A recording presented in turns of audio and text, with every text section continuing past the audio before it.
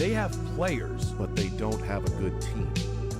And Mark Pope was very unlikely. I mean, him getting teed up on that one, I'm like, first, he's just flailing down low, and you're going to get teed up on that, and you're just berating the ref, and then berating the ref, and going after him. I love Dennis Gates' method of anytime there was a call that they didn't like, funny. He just, hey, it's okay, baby. Every single player jumping up and clapping on the sideline every time a foul was called against Missouri. And there was a lot because kind of funny. Refs always do this. Whenever a coach gets teed up for some reason, they go, "Oh, I'm sorry, sir. We're going to make this up to you. We're going to call everything possible on the other team." Like zebras, show some spine.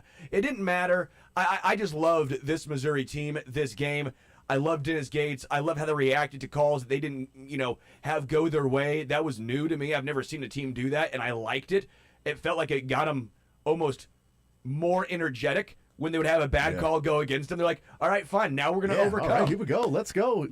You see James Stone and and even Trent Pierce, but Stone specifically, the difference that he makes on this team. The offense was stagnant and brutal without those guys playing. You saw last night against Kentucky. Again, I don't think Kentucky's great, but you saw some big-time shots. You saw Mark Mitchell, fewer bodies down low. You know why? Because James Stone can and even Trent Pierce can stretch the floor. Anthony Robinson, I thought, was phenomenal, passing the ball specifically. Sean Phillips had a couple of real nice, almost like a dream shake lefty sky hook. Nice. That thing was beautiful. Foul trouble for him obviously kept him from, I think, having a better game offensive, but we saw some moves from him. This team, again, I don't know if they're good, but with Stone and Pierce back, they at least can compete for a play or a March Madness spot. I think it is too simplistic. I saw this last night, and I think this is an element of it, but I think it's too simplistic to say, well, what happened from Illinois to now? Well, they got Stone and Pierce healthy. That's too simplistic because Stone and Pierce don't make up for 43 points in the game against Illinois. They quit in that game. Let's be honest about what happened. Yeah. They quit. They let go of the rope. The game was over. They stopped fighting. The game was over early in the second half. They stopped fighting, and they lost by 43. This team playing right now is not a 43-point lesser than, worse team than Illinois right now. Are they better than Illinois? No, I wouldn't say so. No. I'd like to see them play again right now. Yes. But you don't get that opportunity to see them play again right now. But they lost by 43. I do think an element of that is, well, you got Stone and Pierce back, so that helps. But that is discounting whatever may have taken place from that Illinois game to Florida behind the scenes when you've got a week and a half off from basketball and you start SEC play. You can sort of wipe the slate clean from how you played against Kansas, how you played against Illinois, wipe it clean, get ready for SEC play. Huge opportunity against Florida, defending national champion, good team, tough team, rebounding, physical team. You're going to have to match that physicality if you want to win that game. And so by just saying it's Pierce and Jaden Stone, I think it dismisses anything Dennis Gates did behind the scenes to prepare his team for the start of SEC play with these first two games. If they came out and lost these first two games, I would not have been surprised. We wouldn't be coming on the show talking about, man, what a huge missed opportunity. They're 0-2 in SEC play. They lost to the defending champ Florida that's got a really good team, and they lost to an incredibly talented roster in Kentucky in a place they've never won before. Real surprise that they're 0-2. They'd better start winning now as they go on the road, and they've got an easier competition over these next few games. They better start winning at this point. You go to Mississippi, you better win. Auburn at home. Auburn's got a nice, Ken Pom rating, but they don't have necessarily a nice record, and they're 0-2 in SEC play right now. And then you got LSU, and that's a team that you should be able to compete with. These are your peers. But something happened behind the scenes, and I'd love to know the different things that may have taken place with how Dennis Gates got his team to go out there and look different against Florida. Mainly against Florida, because I think when it happens against Florida, now you've already instilled the belief and they have the tangible evidence that what they were doing can translate. So going to Kentucky helps, But that first game against Florida, after getting boat raced by Illinois and embarrassed by Illinois, that was a crucial game for them to come out victorious and not lose by a point or two and then be like, oh, great, now we're 2-4 in our last 6 games. And boy, we played tough against Florida. Yay, moral victory. Yeah. You won that game, you held on, and you went to Kentucky, and you faced adversity multiple times, and you were down 8 with 4.5 minutes to go. And you came back, and you outscored them by 13 in the last 4.5 minutes of that game and played just phenomenal basketball. By the way, outscoring them by 13 in the last 4.5 minutes with no timeouts. Yeah, because Dennis Gates had to, and I didn't disagree with his Thought they timeout were good usage timeouts. because it's one of those ones where you go, okay, if I only have one left, but if I don't use it, then I'll use it later when we're down 15. yeah. And so I actually was the whole time I was like, you know what? I don't care how it ends up. I thought Dennis Gates did a good job timeout, even having to use them because Kentucky kept going on these runs. They can't shoot, but when it's a corner 3, and the announcers brought that up multiple times, they were correct. Corner 3 is Kentucky hits. Any other shot they cannot hit. It was perplexing, and they got a few corner 3s, some good ball movement, and sometimes a tip ball. But I thought the rebounding and defense of Missouri was excellent. They're never going to be. It feels like a great rebounding team. They're just not. They're tall in some spots, but they're not super big, really, outside of Phillips. I thought defensively, and maybe you're right, even against Florida, after that Illinois game, I don't know what happened. I don't know what was said behind the scenes, but clearly defense has been a focal point because I like Jacob Cruz a lot. He is the offensive guy a lot of times. He played 16 minutes and had 3 points. And I think the reason why he wasn't on the field or on the court a ton, they wanted to put out T.O. Barrett. They wanted to put out When you got Pierce now that can shoot. Pierce, you wanted to, because again, I like Cruz, but defensively he is lacking. You saw him a couple times get blown by. He tried to recover, and maybe it didn't end up poorly, but you could see where, okay, Kentucky's trying to attack him. They're trying to get him on these screens, so he's going up against the guard, and next thing you know, he's the guy getting attacked. Yeah. I like, here, let's go this route. I have been very, sometimes sarcastically, more times than not sarcastically, frustrated and critical of Dennis Gates' in-game coaching.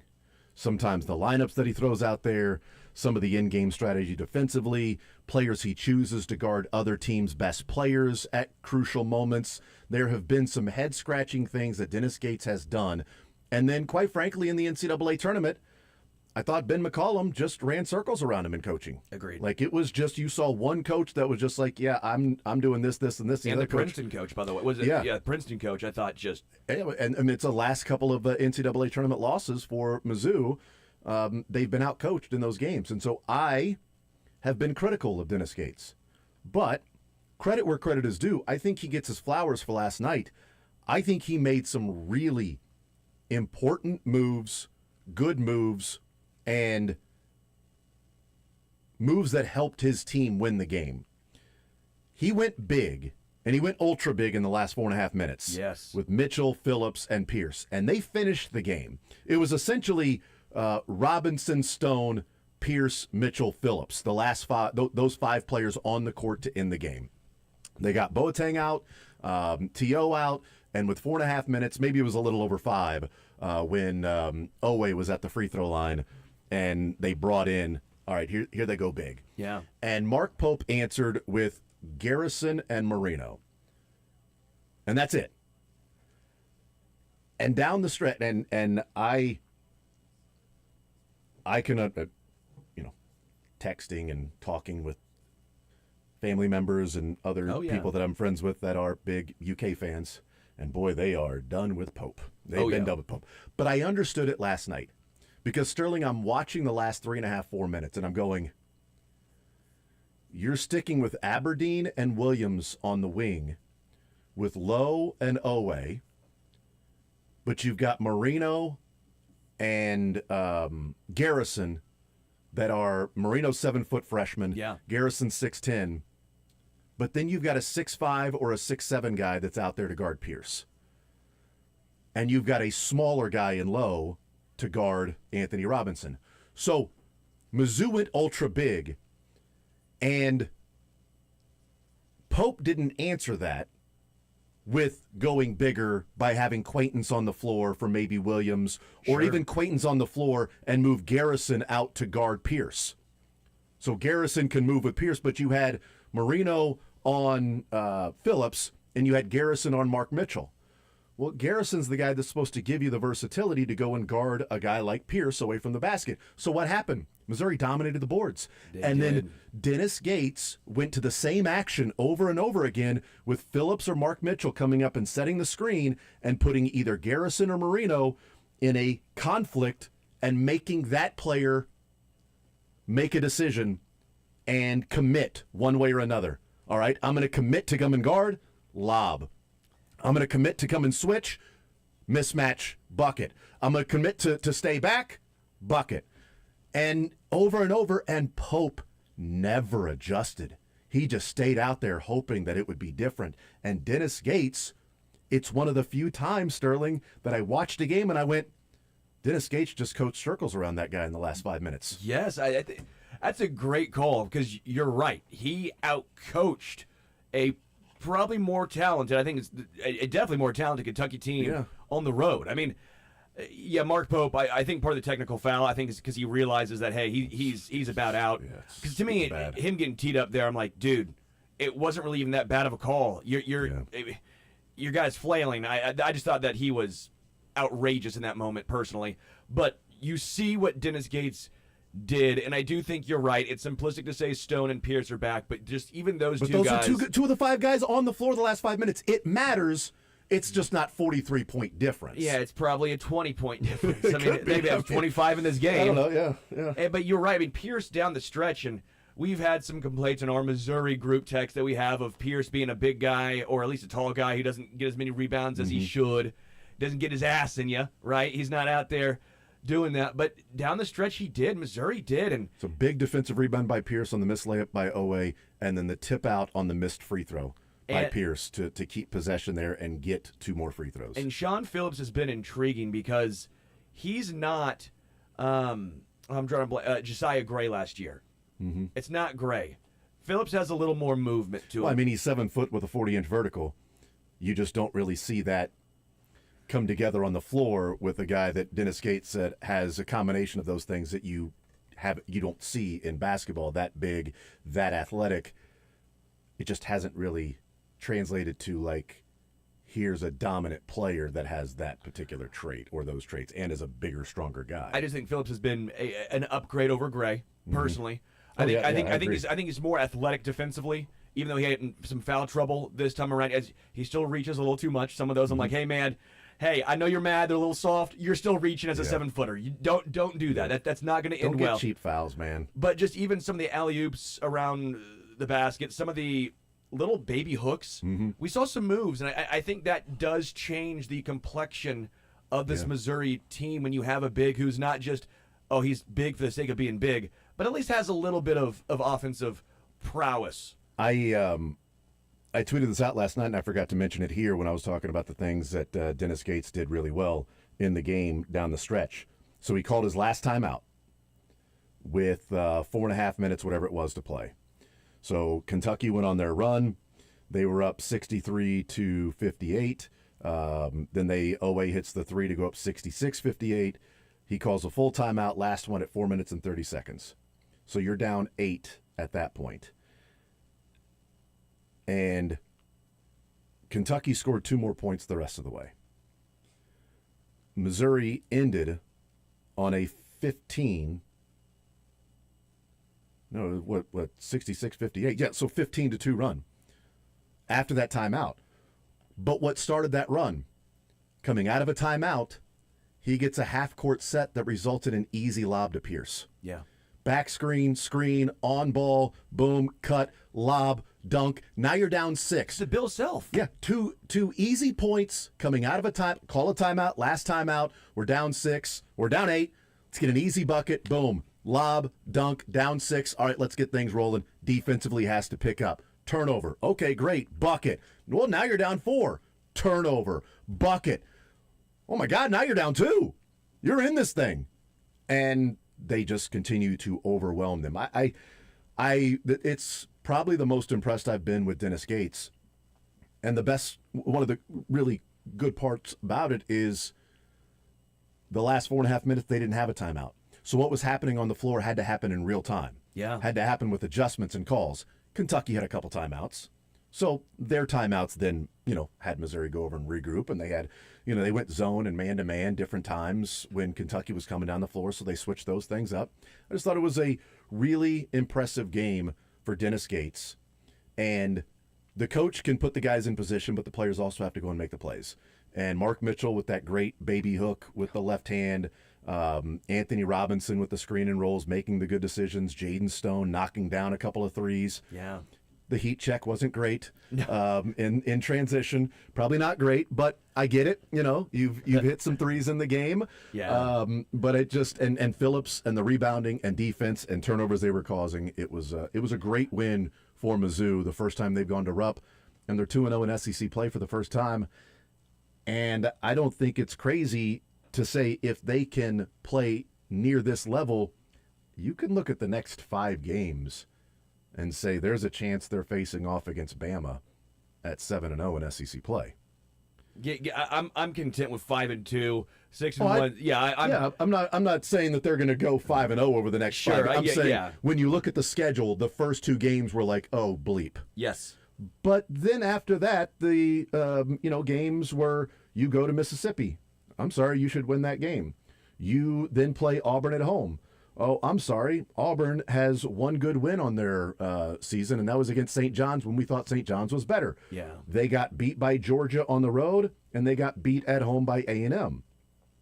You've got then LSU. Okay, well, LSU is on the road. Okay, well, LSU, that's tough. Oh, wait, LSU just got blown out by, got beat by 10 points by South Carolina at home. They got blown out by Texas Tech. They beat SMU, so there's a good win on their resume. Yeah. Okay. Like, you're playing some teams, and then Georgia, you got Georgia at home. All right, that's a home game. You should be able to take care of business. They just got blown out by Florida. Georgia did. Then Oklahoma at home. I just and think, then Alabama. I'm back. I'm back in. You're right. I think that's an astute observation. Whatever happened after the Illinois game before Florida, this team regrouped. They came together. They figured some things out. My one concern is still a little bit, not quite as much, but a little lack of consistent three-point shooting. Mm-hmm. And I still will never understand what happened to Anthony Robinson's free throws. The whole team's free throw. That's going to be an issue. He went from, what was it? He wasn't like 85% at one point. Good, yeah. And then halfway through last year, it was like something happened. It was like, because he ended up last year shooting 77%, but it was like 92 for like the first half. He and Bates were like automatic at the free throw line. And then something happened where it was like the yips, and they've continued. I don't know what it is, but it's almost like he has the free throw yips. And this team is one of the worst free throw shooting teams in America. Yeah. They rank 313th. Dead last in the SEC and 313th in free throw percentage. If you're scoring at home, there are 365 teams in college basketball. I was scoring at home. So that's near the bottom of free throw percentage, and that's got to get better because it almost cost them. It almost cost them against Florida. It cost TCU. It did. They missed 3 front ends of 1-and-1s. That's how you lose games, man. But I am ready to get hurt again. You said that, and then you, Factor Fiction, said they would lose to Kentucky, and I said they would win. And so technically, I lost by a point to Todd, but flip it, script it. We don't know what happened. That couldn't have happened. And dip it. Factor Fiction. You shut your lip it. I win. The Factor Fiction it. We'll take a timeout. We'll come back. We will talk some NFL football. The Kansas City Chiefs make a move with their wide receiver coach. The story is not about the wide receiver coach. We'll talk about that. Are there other moves to be made? Matt Nagy has added another team he is interviewing with. Now that's 4 different teams he has interviews set up, adding the Ravens as an interview that he'll go with them over the weekend. And we will get into the Rashee Rice allegations. Kent Swanson at 11 o'clock, Cody Goodwin at noon, sports or leisure. We continue More Zone next.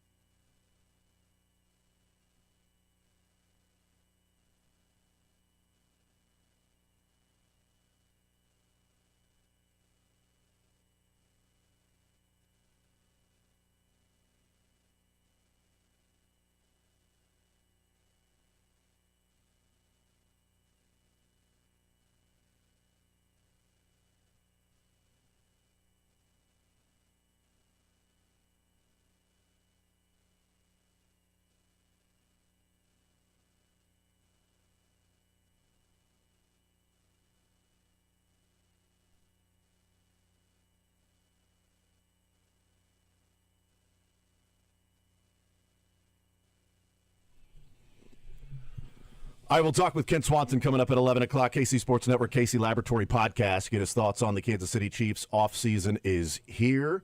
We'll talk with Cody Goodwin, PowerMizzou.com. Mizzou football's offseason going on, transfer portal going on. They've got their quarterback, the defensive end. Not really sure what's going on with that. There hasn't been a bunch of or people like around the program. Like, we haven't talked to him. He hasn't communicated with us. So we'll talk with Cody Goodwin about that big win for Mizzou last night.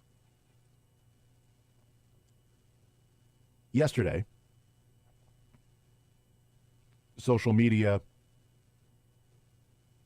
started to become aware of some allegations that were presented by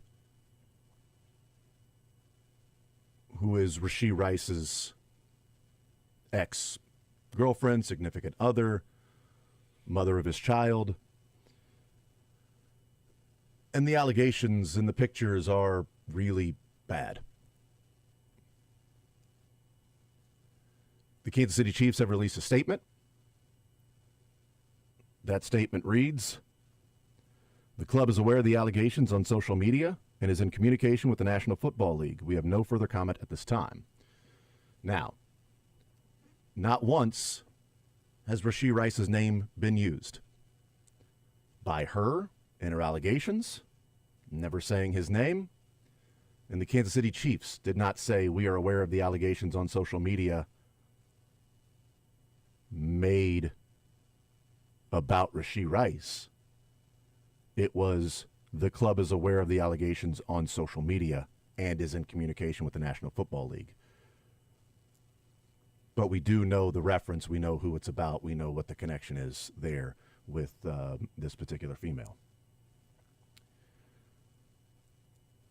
It's a difficult subject to handle because there is still the, well, if it's true, then A, B, and C. What we have with Rashee Rice, though, from my perspective, I am not including Sterling or Michael or anybody else here at Sports Radio 810. From my perspective with Rashee Rice, we have an individual who has earned zero benefit of the doubt with anything that's going on with him and any of the allegations that are presented. I can offer two different things. One of them being, I give him zero benefit of the doubt, while the other saying, if it's true, then it is the end of his time in Kansas City. And he may be looking at how long he would be suspended in the NFL. And if a team would ever say, you know what, we'll bring this guy in, knowing what went on with the street racing and then these pretty bad allegations that are presented, if they are true. Because if they are true, then I don't want him on the team, and I don't want him in my city. Because if they are true, it's good riddance. Zero benefit of the doubt. Now, the Chiefs will not be cutting or releasing Rashee Rice immediately because they are going to go through their investigation, and the NFL will go through their investigation. But I think if the investigation leads to a finding of this being true, and I hate saying, if, because I don't know the motivation what she would have to completely fabricate this. What's the point? They're not together anymore. If any of the things that happened, it doesn't seem like it would be, oh, well, this happened from another individual, but I'm just going to blame Rashee Rice and talk about what's taken place over the years and years and years and the documented pictures and things that have happened. It doesn't feel like there would be much motivation there for that to take place. So it's difficult when you say, boy, if this happened, because there is always the innocent until proven guilty, but there is zero benefit of the doubt given to Rashee Rice because of what's taken place. And if the things, if any of the, if morsels of that are true, and I don't know why some would be true and the others would be, completely made up. then Rashee Rice is going to have to figure out whether or not he's ever going to play another down in the NFL. Yeah, again, if this is all alleged, we'll find out more information as it comes down, because we have seen false allegations before, but at the same time, you're correct in the regard of, my thought was, I've seen this on Twitter, and Twitter's not real life, and a lot of people that have said this have hidden behind, fake accounts, but people have said, well, she's clearly just doing this for a money grab. And I go, hold on. You mean the guy who's paying all of his rookie contract for a previous transgression and a horrible incident that he was the culprit in? And incredibly lucky that it was only that. And it was not signed a second contract. Yeah. Like, I hate trying to do this. Like, I hate that I even have to say this. But, like, if someone was going to try and do that, wouldn't you wait to make sure they had a contract? Or that the money wasn't already being paid for a previous situation? Yeah, if you were going to make it up. If you were going to. And so that was my, and that was my, I'm not getting into it on Twitter. I'm not, I feel like people, they love their football team so much. We all love the Chiefs. And sometimes you'll try and find a way to make it seem like it's not that bad, because we want him to keep playing. Mm-hmm. Hey, if this is true, I don't want him on the Chiefs. No, I don't want him in the city. I don't want. Yes. And he won't be. He won't be. No, he won't. If there's any part of this that is true, I don't know what the future is going to be. If I had to guess, I would guess that the Chiefs are going to go into the offseason needing a wide receiver, because number 4 won't be out there. Second for the time Chiefs with him anymore. Second time with him in back-to-back offseasons with the unknown. It was almost the third time because of the allegations of hitting the photographer that eventually got sort of wiped away, as in, like, no, he wasn't there, or he was there. There was conflicting reports about that whole thing. At that point, it's like, is this a money grab by this person? Yeah. Right? Because they see that it's going to be easy for everybody to believe him because of what's going on already with Rashee Rice. That didn't, what came out yesterday didn't immediately come out after that of like, oh, now they're clearly going to believe me, because it's a bad situation all around is what it is. And it's an awful situation for her. And it's a situation to where he's got some things that he needs to work on and deal with. He's just not going to be dealing with them and working on them as a member of the Kansas City Chiefs. And I don't know that he's going to be doing it in the NFL, if these are true. Because I think it's a year-long suspension, at least. He's already been suspended 6 games. So you're dealing with not a first time. You're dealing with somebody that has been suspended 6 games already. It's going to be difficult for the NFLPA to fight for Rashee Rice to only be suspended like 8 games or 10 games with this. We'll see what happens along the way. But it's a bad situation. And it's a situation created, if true, by Rashee Rice. The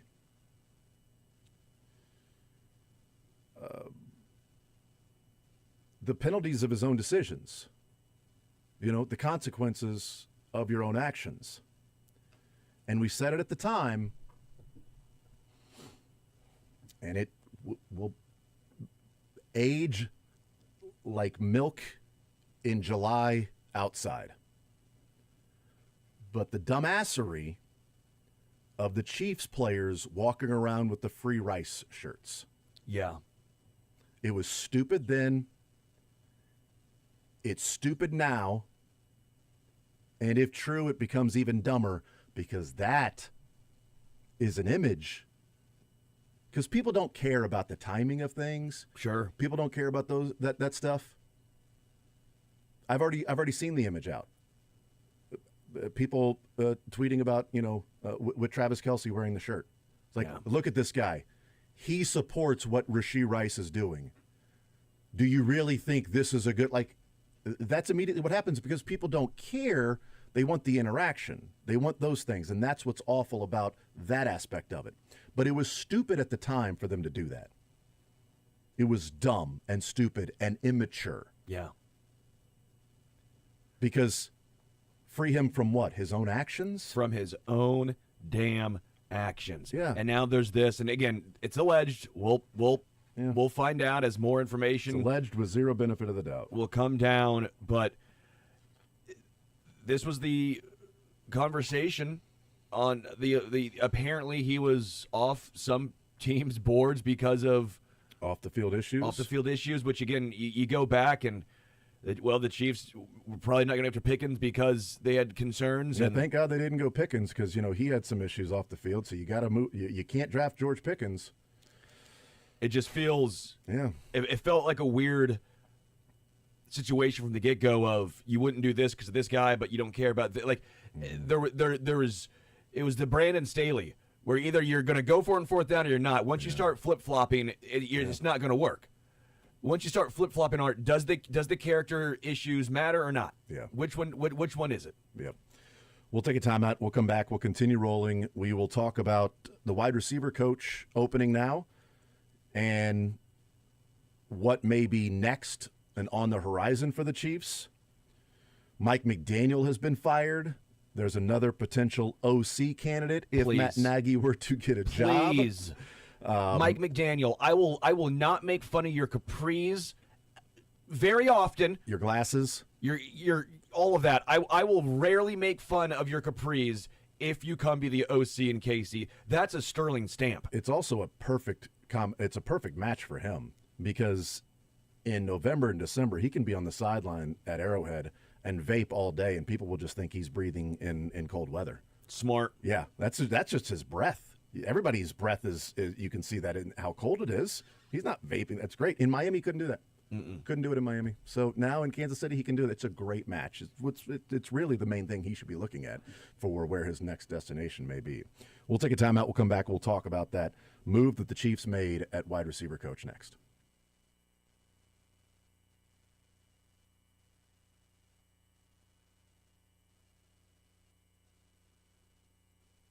It's been 2 years now since I finally said, you know what, let me stop delaying and just see what my testosterone level is.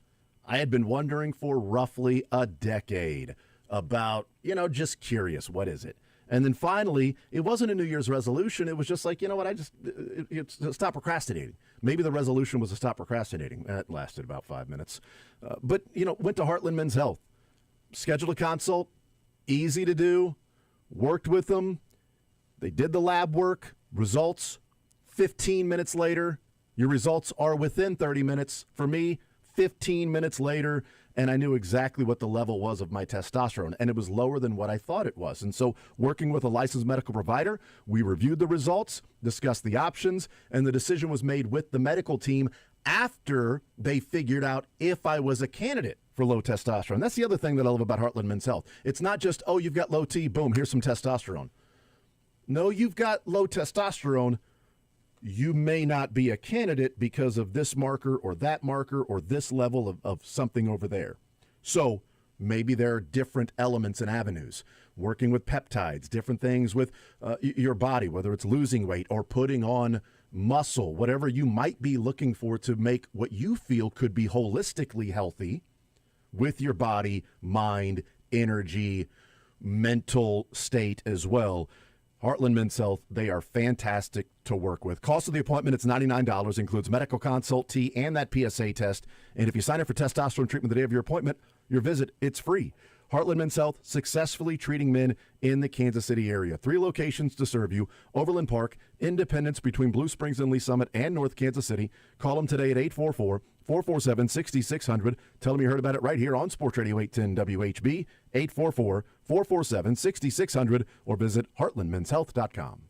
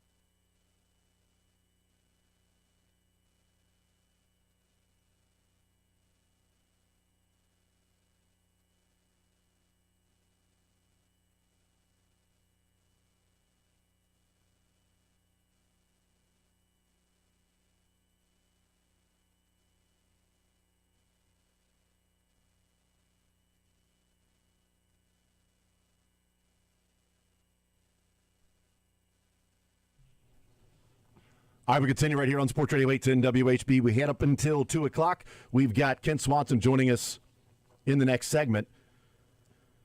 We'll talk to him about the move that was made that came out last night, the reports that Connor Embry was fired as the wide receiver coach of the Kansas City Chiefs. And there's no celebrating. Like, I hate the people that take victory laps and things like that. Look, I will always root for local people. Sure. All right, local guy. And the reason I don't think there's a celebration to be had is that this, to me, is not a Connor Embry story. Him being fired and not succeeding in what way the Chiefs were hoping he would, because they've made that decision, the story is not about Connor Embry. The story is about Andy Reid and putting Connor Embry in that position. It's putting Todd Pinkston in the position to be a running back coach. It's setting up a fantasy camp for friends to learn on the job to be positional coaches. Like, you cannot, on both sides of the spectrum, say Dave Merritt and this defensive backs coach has done such a great job in developing cornerbacks that you can find them in different areas. You can draft for traits and coach them up to be a really good player because look how Dave Merritt has developed these players. And then say, well, what do you want Connor Embry to do? What's Todd Pinkston supposed to do? I mean, there's not a lot of talent there. Well, I don't know. If an offensive lineman was coaching defensive backs, I don't know, maybe Jalen Watson isn't about to get paid. Maybe L'Jarius Sneed never got paid. Maybe those things don't happen. I don't know. Maybe Christian Roland Wallace doesn't develop into a pretty good slot corner. Yeah. Maybe Noel Williams is not developing as the season goes on. I have no idea. But it's putting somebody in a position that probably not ready for. Younger guy, and say now you're coaching wide receivers. In a wide receiver room that he started off with rookie Rashee Rice, MVS, Sky Moore, Kadarius Toney, Richie James, Justin Ross, like Justin Watson, like that was your wide receiver group. That was the group as young Connor Embry was like, let me get this group together. And then Xavier is a rookie. Yeah. Rashee Rice, Hopkins later on. Juju came back, but you still had Sky and McCole. Hollywood was injured, but like, I don't know. I think you put somebody in position that they failed, and I'm not really looking at them as the reason they failed.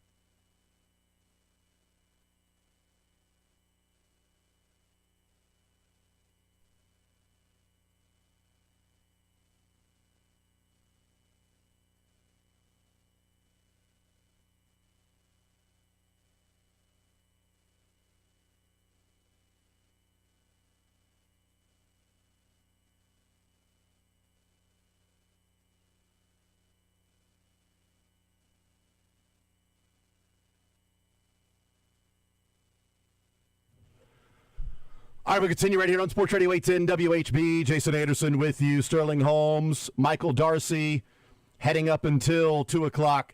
Coming up an hour from now, we will talk with Cody Goodwin from Power Mizzou. We will get his thoughts on the Missouri Tigers and the win last night against Kentucky, but a lot of portal talk as well. College football playoffs going on.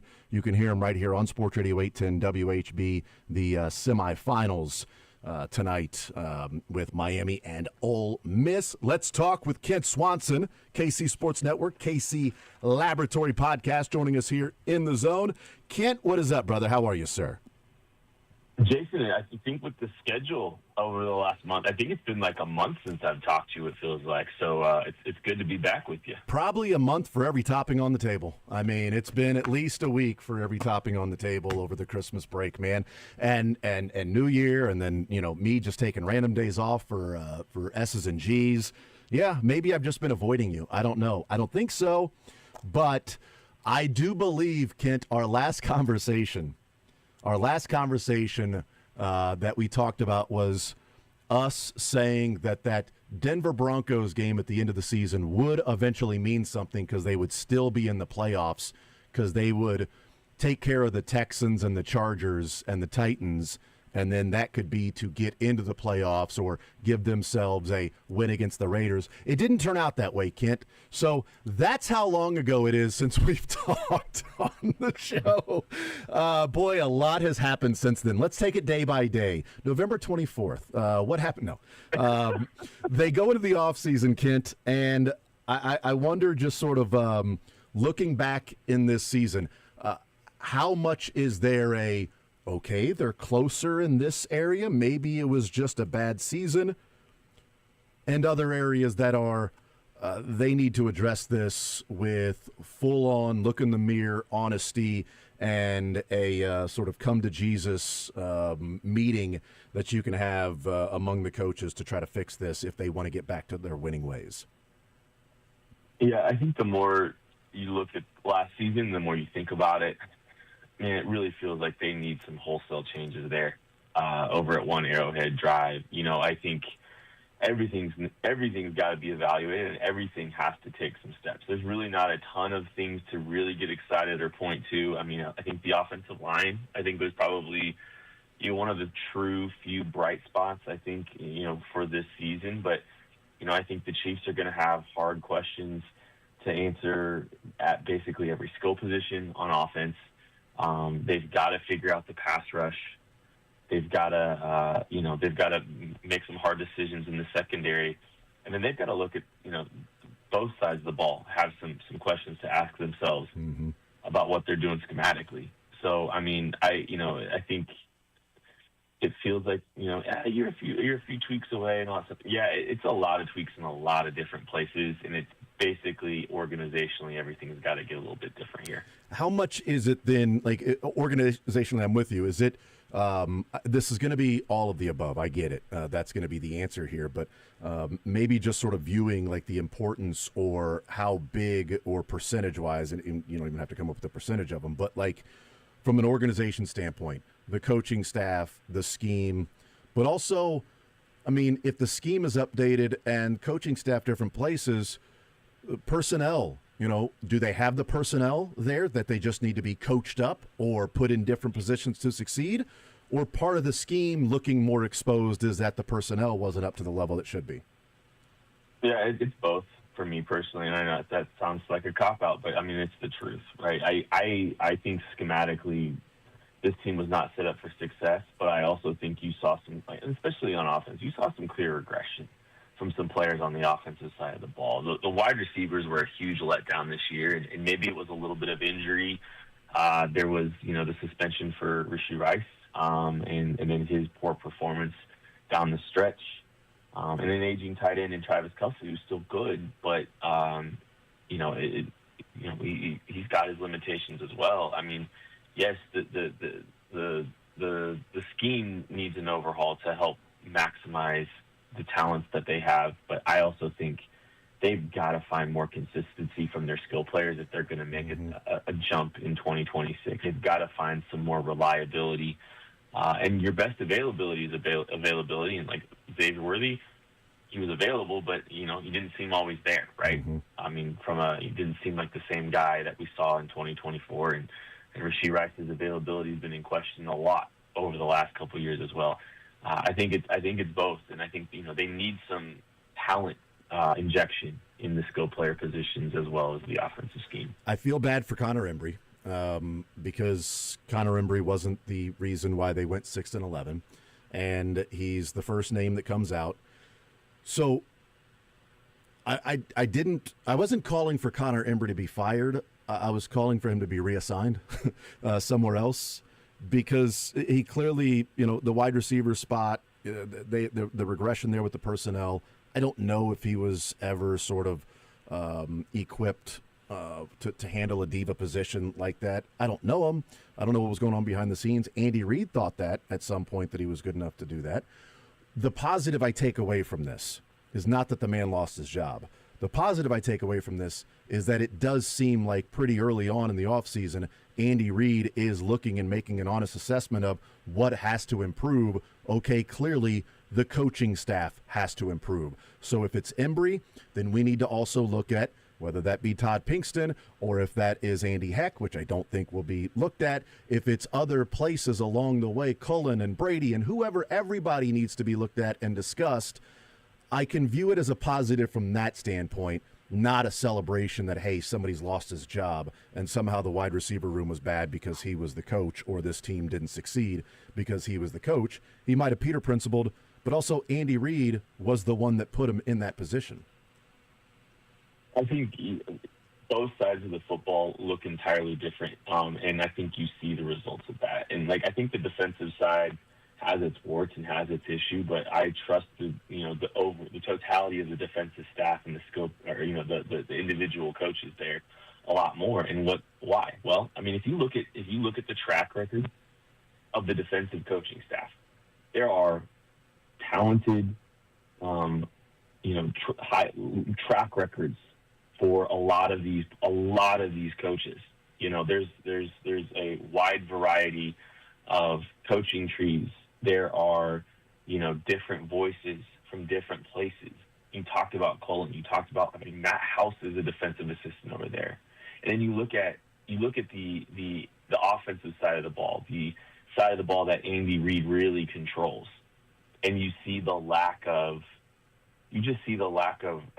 qualification to some of the players that have been thrusted, or some of the coaches that have been thrusted into these opportunities. And I mean, no disrespect to Connor Embry, but he was the Fairview High School in Colorado wide receivers coach in 2017, and then a couple years later becomes a defensive assistant. Connor Embry's dad has connections to Andy Reid. And then you go look at Todd Pinkston, the Austin P wide receiver coach for 5 years, that gets thrust into the running back coach of a National Football League team purely because of the track record with Andy Reid. Mm-hmm.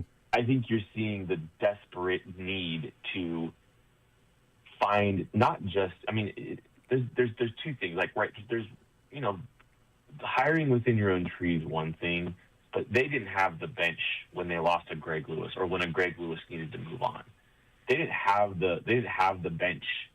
The bench thinned out very quickly in Kansas City, and the tree's dying a little bit because they badly need they need some fresh ideas, underneath the Andy Reid tree now. Do you think that the Connor Embry move is made because Harbaugh is out, and there will be a coaching staff that'll be looking for jobs, including Greg Lewis, the wide receivers coach for the Baltimore Ravens? I think that's the fear. The fear, okay. Not the hope, but the fear. That's the fear. Okay. And it's not that Greg Lewis is a bad coach. Greg Lewis, I believe, is a good football coach. I think the concern for me is if these moves aren't a precursor to, say, an offensive coordinator that recently became available with ties to Patrick Mahomes and an NFL head coaching background that has, been let go from, the Washington Commanders, who has also it's been reported that he'd like to bring some of his staff with him. And 5 hours later, Connor Embry's let go. I think that's the hope. That's see. the positive side of things. I think that the fear for me would be, well, Connor Embry probably not doing a good enough job coaching this group, but let's just go back to the well. Let's just go back to the well and keep everything tight. Let's keep this circle tight. Let's keep everything, tight, and just bring Greg Lewis back. He's a good football coach. I don't think it's the worst case scenario, but the fear is the mentality that comes with hiring a Greg Lewis again is what really gives me some concern. I'm not going to be inspired by Greg Lewis and Eric Bieniemy coming back and that being your change, because that's not good enough. Yeah, if it's offensive coordinator or something like that, if Matt Nagy gets a job, I certainly would like a different voice rather than just nothing against Joe Blameyer. He may be a fantastic coach, maybe a fantastic dude, could be the next great OC or coach in the NFL. I have no idea. But where I'm coming from, as you're looking at it at wide receiver and running backs coach, is how I'm looking at it from an OC standpoint. If Nagy leaves, is that a different voice that's there to offer different ideas in an upgrade of the scheme? I feel like if Greg Lewis is a good enough coach to put the wide receivers in the position they're supposed to be, or Eric Bieniemy or whoever a good enough coach at the running back spot to put the guys in the position they're supposed to be, I'm good with that. I'm less okay with it if it's Greg Lewis, Bieniemy, and Blameyer are now your OC running back wide receiver coach, and then it feels like, okay, it's just the same band. They just switch positions a little bit. And now this guy's playing bass, and that guy's on keyboard, and this guy's going back to backup singer, instead of being one of the front men. Like I'd be less inclined to be okay with that, because I just think the running backs have really slipped in terms of the details, the angles, and the things like that. And I feel that way mainly because being educated by Mitchell Schwartz, who tweets about it and puts the videos, and feels that way also of this is easy stuff. This is not supposed to look like this. Why is it this angle here? Why is he cutting back here when look at the first read is this and yet it's there and he goes the other way? These are simple coaching things that if a Bieniemy or whoever else gets that in the right position, I'd be okay with that, as long as it's not, well, we're going to elevate Blameyer and then it's going to be, a couple of other guys that have been here before and it's just going to be the same old thing. We're just going to try to coach better. It does feel like we are heading towards an offensive coordinator change. Like, even if Matt Nagy doesn't get a head coaching job, I mean, the breadcrumbs, the table has been set for him to go get one of those, opportunities to call plays on his own. Yeah.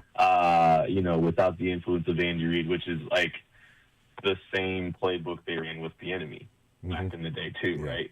And so it does feel like we're heading that direction. It does feel like we're heading towards a new offensive coordinator. And I guess you talk about, hey, yeah, Greg Lewis is a good football coach, but if they're going to, if it's just going to be mesh again, and he's going to be having to, define the intricacies of running mesh again. Yeah. And again, mesh is great. I'm sorry, mesh still is great. It's just how often you run it.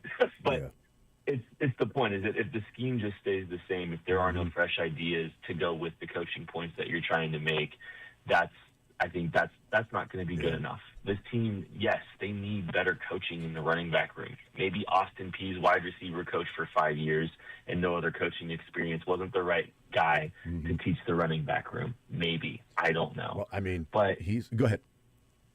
Oh no, I'm not trying to dunk on Todd Peakston, but where he played as well. Who he played for as well. Right. But they've got to have fresh ideas on top of better individual coaching on that side of the ball, or it's not going to matter. Yeah, I mean, I've said this year, like I'm done with the Andy Reid fantasy camp for coaches on his staff. That, hey, I know you. Let's put you in a position. This is fun. You can learn how to do it on the job. Because I went through and looked, and there are 32 teams in the NFL. I went through and looked and counted it, so I nailed that. But there are 31 other running back coaches in the NFL that either played running back in their career at college or the NFL, or they were a running backs coach at a previous stop before they were at this current job. There is one team that has a player that was never a running back and was never a running backs coach in the NFL, before he became the running backs coach for that team, and that's the Chiefs. I feel like being that much of the outlier is trying to reinvent the wheel, or I'm going to give my buddy this opportunity because, I think he can do this, or somebody I like being around. Nothing against Todd Pinkston. It's just, doesn't seem to be something that other teams have gone with in terms of coaching and teaching their running backs about, hey, you know what? This is the angle you take. I'm not sure what Todd Pinkston would offer with never playing the position or coaching the position before, as to, here are the little intricacies is what you should be doing, or footwork, or this foot or that, or this is what I did. This is what I was looking at. What are you seeing? Because this is what I saw. Just things like that. Kent Swanson is our guest. I've lobbied for, and I'll continue to lobby, if Matt Nagy is gone, for Nathan Shieldhouse, and it's become a very popular name, and I appreciate that. And Peter Schrager tweeted out yesterday that there are teams looking at Shieldhouse to be maybe even in consideration for a head coach, or an offensive coordinator somewhere. And the point I've made on the air, Kent, is that because people have said, well, why would he take the OC job in Kansas City when he's not going to call plays? He's the passing game coordinator of the Rams. The next spot with him to be go somewhere where he can call the plays. Granted, I agree with that. My point is, Kent, if he comes to Kansas, if he doesn't get an OC job this year and he comes to Kansas City as the OC, he can present the things in the Sean McVay scheme.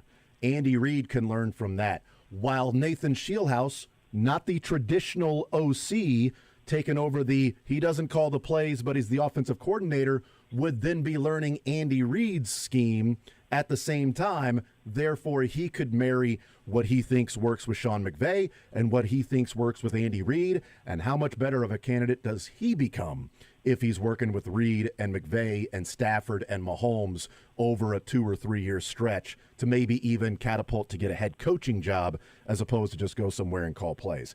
I think it could be mutually beneficial, even if he isn't the quote-unquote play caller. I think it could too, especially if it's a very clear promotion for him from what's happening with the Rams. Mm-hmm. And I think there's probably a lot of appeal for Nathan Shieldhouse, and I'm sure he's a Rockhurst kid. Yeah. And I'm willing to overlook that. I'm willing to overlook him being a Rockhurst kid for him to come back. Okay, that's how big of a person I am. That's what I'm willing to say. That's very big of you, Thank Jason, you. And I'm sure the Hunts are going to take that into consideration, that you would be okay with it. Yes, I'm totally okay with it. But and honestly, he had a stint as an intern here in the coaching, the fellowship, the coaching fellowship. So he's actually had a little bit. He's worn a Chiefs, he's worn a Chiefs jacket here before in an official capacity. So. I think there's some logic there, and I'm not saying I don't think some of these coordinator candidates, if there are any, are necessarily looking at Andy Reid's end game, but there's two things. This offensive coordinator job in Kansas City has bred a lot of opportunities for head coaches in this league, but also it may make sense to It may make sense to be Andy Reid's last offensive coordinator too, if you can do that. So, yeah. I think some of the appeal for like a Cliff Kingsbury, if he were to come here, or a Nate Shieldhouse is, there's a chance you have the inside track to be the next guy, the next guy for Patrick Mahomes. Yeah. And so I think that's got to at least be in the back of your head a little bit. If you're thinking about that there. Visiting with Kent Swanson, KC Sports Network, KC Laboratory Podcast. I was Carnell Tate and Tyson are players that people are talking about in the top 10 of the draft, and maybe with the Chiefs at number 9. Yesterday afternoon or early afternoon, I wasn't really looking that route. Like, okay, go get like free agency and at number 9, go a different route. We'll see what happens by April with Rashee Rice and the allegations that are out there. If he ever plays for the Kansas City Chiefs again, if some of these things are true. Would that change the strategy for you at number 9 if something were to happen where Rashee Rice is no longer a part of the team? that Tate or Tyson become more enticing for you? Or is it, no, now you just go out and spend more in free agency for like a guy that I really want the Chiefs to go get is Romeo Dobbs, and then stay with whatever, strategy might be there. Would that change your view of number 9 if we arrive at the draft in April and Rashee Rice is not a Kansas City Chief? It absolutely changes. Okay. However, I'm already in on those players as candidates for the Chiefs at pick 9 anyway. I get it, yeah. Rashee Rice's presence here without him, I think those players are very much on the table. And I think there's even a third name that could be considered is USC's Mekhi Lemon, who might even make a little bit more sense with Rashee Rice being out, because there is a chance that Lemon might have to play a little bit more in the slot. But that's not at number 9, though, right? I got a little bit more work to do, but I was thinking maybe. I wouldn't. Okay, I was thinking maybe if he's there, other guys are there, and somebody really wants to trade up and get like a Love, that maybe you could slide back, get an extra pick, and take him. I don't know. You might be able to do that, but if you just told me the Chiefs just said, forget it, we're going to take this guy, that's not going to be a move I'm disappointed in. Especially Jordan Tyson, and I know we're not getting too into the draft stuff, but and maybe Jordan Tyson's hamstrings in injury history aren't okay for him. But I don't know. I think the receiver is very much in play, and if you kind of look at the Chiefs' approach anyway, I don't think they were going to pay Rashee Rice before some of this stuff, and I don't think they're going to pay him. Mm-hmm. I don't think they're going to extend him. The Chiefs like to be a year ahead of all this stuff anyway, so receiver already made a ton of sense regardless of the situation with Rashee Rice. And Jason, there's 2 receivers that really make an impact for the Chiefs. As the roster sits right now in free agency, it's Alec Pierce and it's Romeo Doubs. And I don't think I'm not really pro paying either of them unless you're stuck in the situation with Rashee Rice. One thing I will pay attention to is the trade market. Yeah. For the Chiefs. Okay. I could see them. I could see them trying to find a receiver in the trade market if free agency doesn't work out with them, which has been I think they're going to get outbid for both Doubs and Pierce, because it's literally 2 receivers and that's about it. Yeah, I'm glad you didn't go George Pickens, because I think whoever pays him is going to have a headache on their hands. Like he's already he's already a guy that sometimes is a malcontent and takes some games and plays off, and he hasn't got paid yet. He gets paid, then you're gonna get the best of him. Then I don't want to be the team that pays him. It'd be great if you were the team that had him on a game where he was fully locked in. Hell yeah, but I don't want to pay him and have to deal with that headache for 4 years. The Romeo contract was at Spotrac. The value is 4 years, $47.2 million, so about 11.8 per year for 4 years. Would you be down with that if the Chiefs paid it? Yeah, I think with that, but I think he's getting 16, 17. Yeah, I think he's going to get more. I really do. So I think Pierce is going to be up there too. I think somebody's going to pay a lot of money for Pierce. People will be flabbergasted at how much money Alec Pierce gets this offseason. I think so. And I think Romeo Doubs isn't too far removed. I think he's going to be a $16, $17 million receiver, and I just don't know if the Chiefs can justify paying that. Yeah, I'm with you on that one. Is Kelsey done? I don't think so. Okay. I really don't. All right. I mean, leaving the door open to say we'll see how my body feels, that really does just feel like I think those guys, it doesn't feel like very often it's just like, hey, the threshold for your body giving out on you does not feel as high as it might be for some of us, right? Like I think those NFL players, they find it in themselves to be able to play and continue to play. And if it's really just about his body and it's not about the emotional toll, it's not about life after football, it's literally just the body, as he kind of indicated in his podcast this week. Mm-hmm. I think he's coming back. Okay. I think he's getting one more year, and him and Mahomes at least one more year. And there's been some advice given to him to play till the wheels fall off. And I think a lot of players like to try to do that. I don't think the wheels have fallen off. He's still playing very good football. Can the Chiefs afford to pay him what he may want? Or if Travis Kelce returns, there's an understanding of the cap situation and what it would mean to move some money around instead of giving it to him. And he seems to be pretty set monetarily in his life.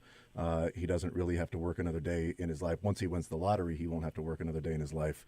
Would Kelce be more willing to say, you know what, I know what my value is, but I know what my value is on this team if there's allocation of some of the money to me goes elsewhere, so I'm willing to work with you and take a pretty decent hometown discount for 1 year?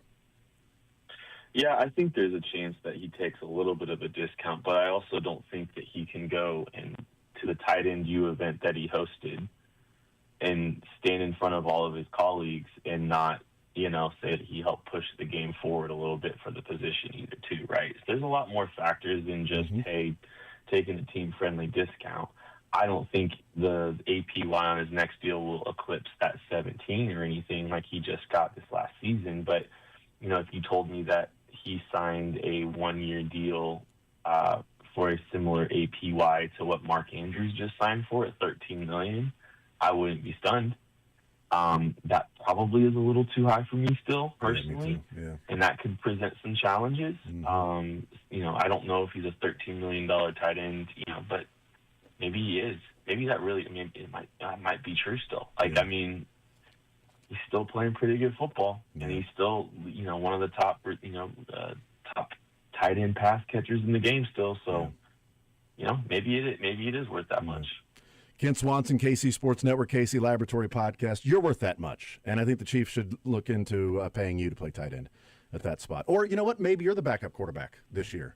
Who knows? We haven't even mentioned your name in backup QB.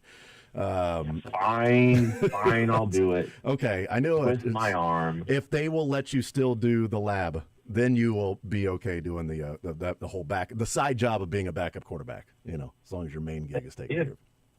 If Trav's getting to do, podcast. New heights, why couldn't I keep hanging out with Craig, Maddie, and doing my thing? That's a great point. That is an absolutely great point. Kent, keep doing that. You're the man. Appreciate it as always, brother. We will catch up in a couple of weeks or a few months. We'll see how the schedules work. I don't know. Yeah, we'll see. Happy New Year. Happy New Year, brother. There's Kent Swanson. Great stuff from him. KC Sports Network, KC Laboratory Podcast. Man, a lot to take away from what Kent was presenting there that I do want to get into and talk about some of the things that were discussed. We'll take a time out. We'll come back. We'll talk about those things, the wide receiver group that may be out there, a couple of those names that have been mentioned. OC, Mike McDaniel has been fired. Kingsbury's out there. Other names that could be in the mix. Connor Embry has been fired. Rashee Rice allegations. Matt Nagy has added the Ravens to his list of teams he's going to interview for. We'll talk about some of those things as well as others around the NFL. More Zone coming up next.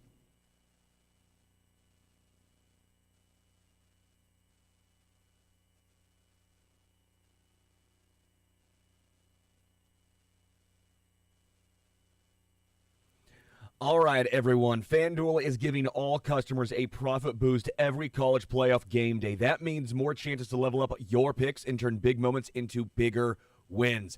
I did mine this morning already. Hop on FanDuel right now. Go to the app. Pull it up. There's like 4 cards. Shows you a little game on your screen. 4 cards. You pick one of them. Flip that bad boy over and boom.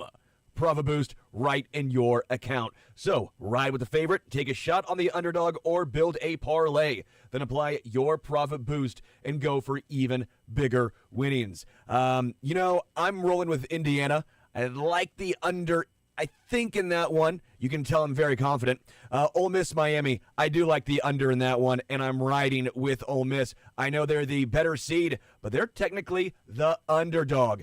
Give me the Rebels. FanDuel is the best place to get in on the football action all playoff long. And when you win, you get paid instantly. So visit FanDuel.com/Missouri to get your college playoff profit boosts today. 21 plus and present in Kansas. Opt-in required. Bonus issued as non-withdrawable profit boost tokens. Restrictions apply, including any token expiration and max wager amount. See terms at sportsbook.fanduel.com. FanDuel's offering online sports wagering in Kansas under an agreement with Kansas Star Casino, LLC. Gambling problem? Getting help is your best bet. Call 1-800-522-4700 or visit ksgamblinghelp.com.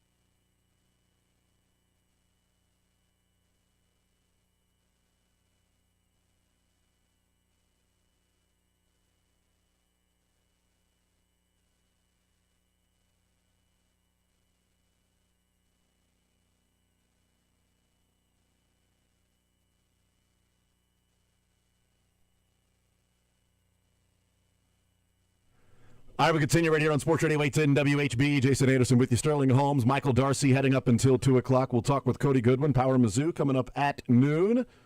Kent Swanson, KC Sports Network, KC Laboratory Podcast. Thank you to him joining us in the previous segment. We've talked a decent amount of Chiefs today, also talked a decent amount of Mizzou basketball in the first segment. A name that's been out there that for offensive coordinator if Matt Nagy were to get a job. And it certainly feels like with the campaign, and as we talked about, the PR campaign for Matt Nagy to get his next head coaching job, that started with Dan Pompei at The Athletic. I'll say this real quick. I'm sorry to cut you off. You're good. Because I've seen a lot of folks on Twitter, and it's very funny, of talking about how Matt Nagy, like, oh, we can't lose Matt Nagy. Don't take him. He's the reason why the Chiefs' offense is like as a joke. I've seen. Sorry. Like trying to be like, oh no, don't take that. Like me promoting the Baltimore Ravens, saying the last coach you hired was a special teams coordinator. Let me tell you about an amazing special teams coordinator and an assistant head coach, Eric Link, Dave Tobe. Great candidate, Baltimore. You did it once, do it again. Dave Tobe. Take him off the Chiefs' hands. I mean, hire him to be your next head coach, special teams coordinator. This is me. Kind of like that? Yes, correct. But This is me being non-facetious here, non-sarcastic.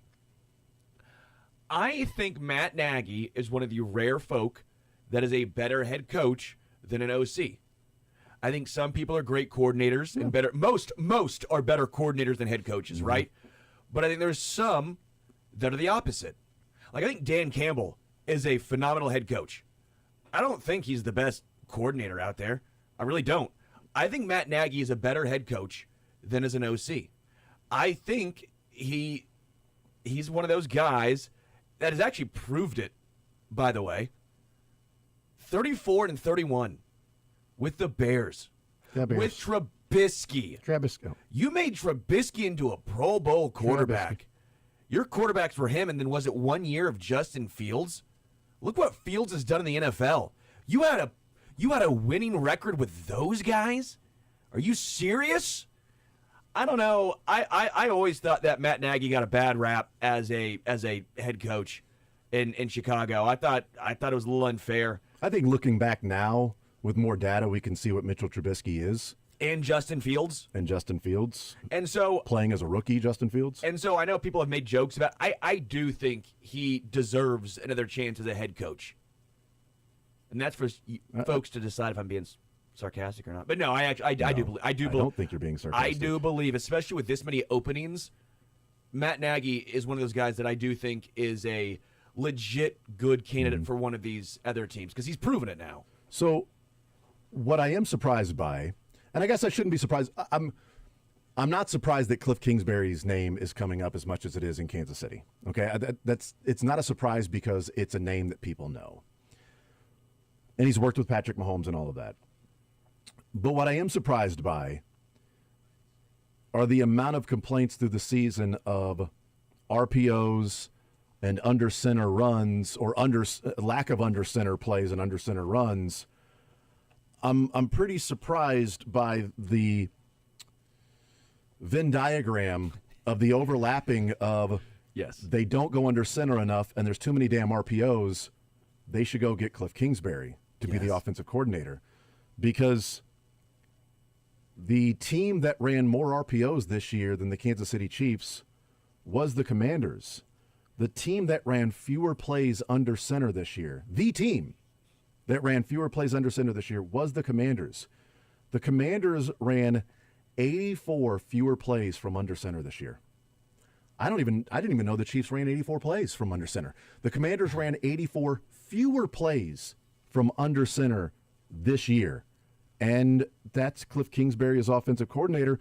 They also ran 19 more RPOs. So can I give one quick? Yeah, for sure. Like I lean against Cliff Kingsbury because I want to see a different style, not let's go pistol, let's RPO, let's go out of shotgun constantly, even more and heavier bringing this guy in than the Chiefs were. 100% agree with all of that. I think the original name, you're going to see the name and get excited. And then you'll see that and you'll be extremely pessimistic. Well, I will offer somewhere in the middle of, if he is the guy, at least we don't like RPOs, but a revamping is not the worst part. the reason why they did so many RPOs, I think, in Washington, and also just out from under the under center, Marcus Mariota and Jaden Daniels. They are also really good running quarterbacks, and it's a big part of their game. Well, when you do an RPO, then you also add in the option of the dual threat quarterback. Well, that does put a lot of stress on a defense because now it's run with the running back, pass with the quarterback, or running with the quarterback. That's now 3 options, and I get to an extent why you do that. When you have Marcus Mariota and Jaden, mostly Mariota, you got to try and switch something up. You can't anything to keep the defense on their toes. They don't have great weapons. It's not like they had great wide receivers. McLaurin had a really down year and was injured a ton. Their offensive line wasn't very good. Let's be real. They tried to revamp it, and it took a step back. By the way, I nailed that. Told everyone, go under with Washington. That was easy. There was one, finally, a Sterling Stamp hit, huh? I know, right? But it was going to happen eventually. If you stamp everything, eventually you'll get one right. Jason McIntyre over here. Chiefs are going to miss the playoffs in 22 and 23 and 24 and 25. Everybody doubted me. I told y'all they were going to miss the. Yeah. What are the haters saying now? Hey, I nailed Washington to step back, and we'll see the Texans take another step forward. Right? Did you or did you not? I actually don't know. Did you stamp the Raiders over? I don't know if I stamped it, but I did say over on the Raiders. I knew you were 2 out of 3. I know. I'm not doing this. 66.6 repeating, of course, honestly, percentage. Not bad. I'm not doing that to take a shot. I just remember that you were, and I wasn't disagreeing with you at the time. I remember that we were both talking about that we thought there was a different sort of philosophical. Did I take the under though? With the Raiders? Yeah. I don't know. I don't think we did that. We didn't do that. It was just a conversation we were having. I knew the Sterling was pretty high, but I couldn't remember if you stamped Sterling. it or not. I like that I'm now a third person it's like and I'm an object. It's like the Drake. It's the Sterling. But I do think that there needs to be nuance when it comes to the under center versus RPOs in Washington specifically, because I think it actually made sense there where it doesn't in Kansas City, because Patrick, you don't want running. You don't want him moving out like that. You want him, I think, to stay in the pocket more now, get hit less. You want the offensive line that is good in Kansas City to think less and either do one of two things.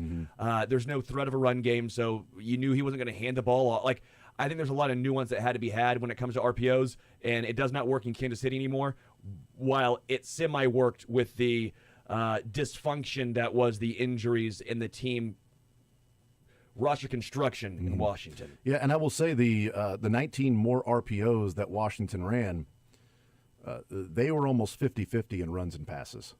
So they ran 19 more RPOs, but 30 fewer pass plays out of those RPOs. So they ran 19 more, but 30 fewer pass plays. They were at 80 and 76, essentially. So they were legitimate RPOs. Yeah. And the Chiefs were at 110 and 21.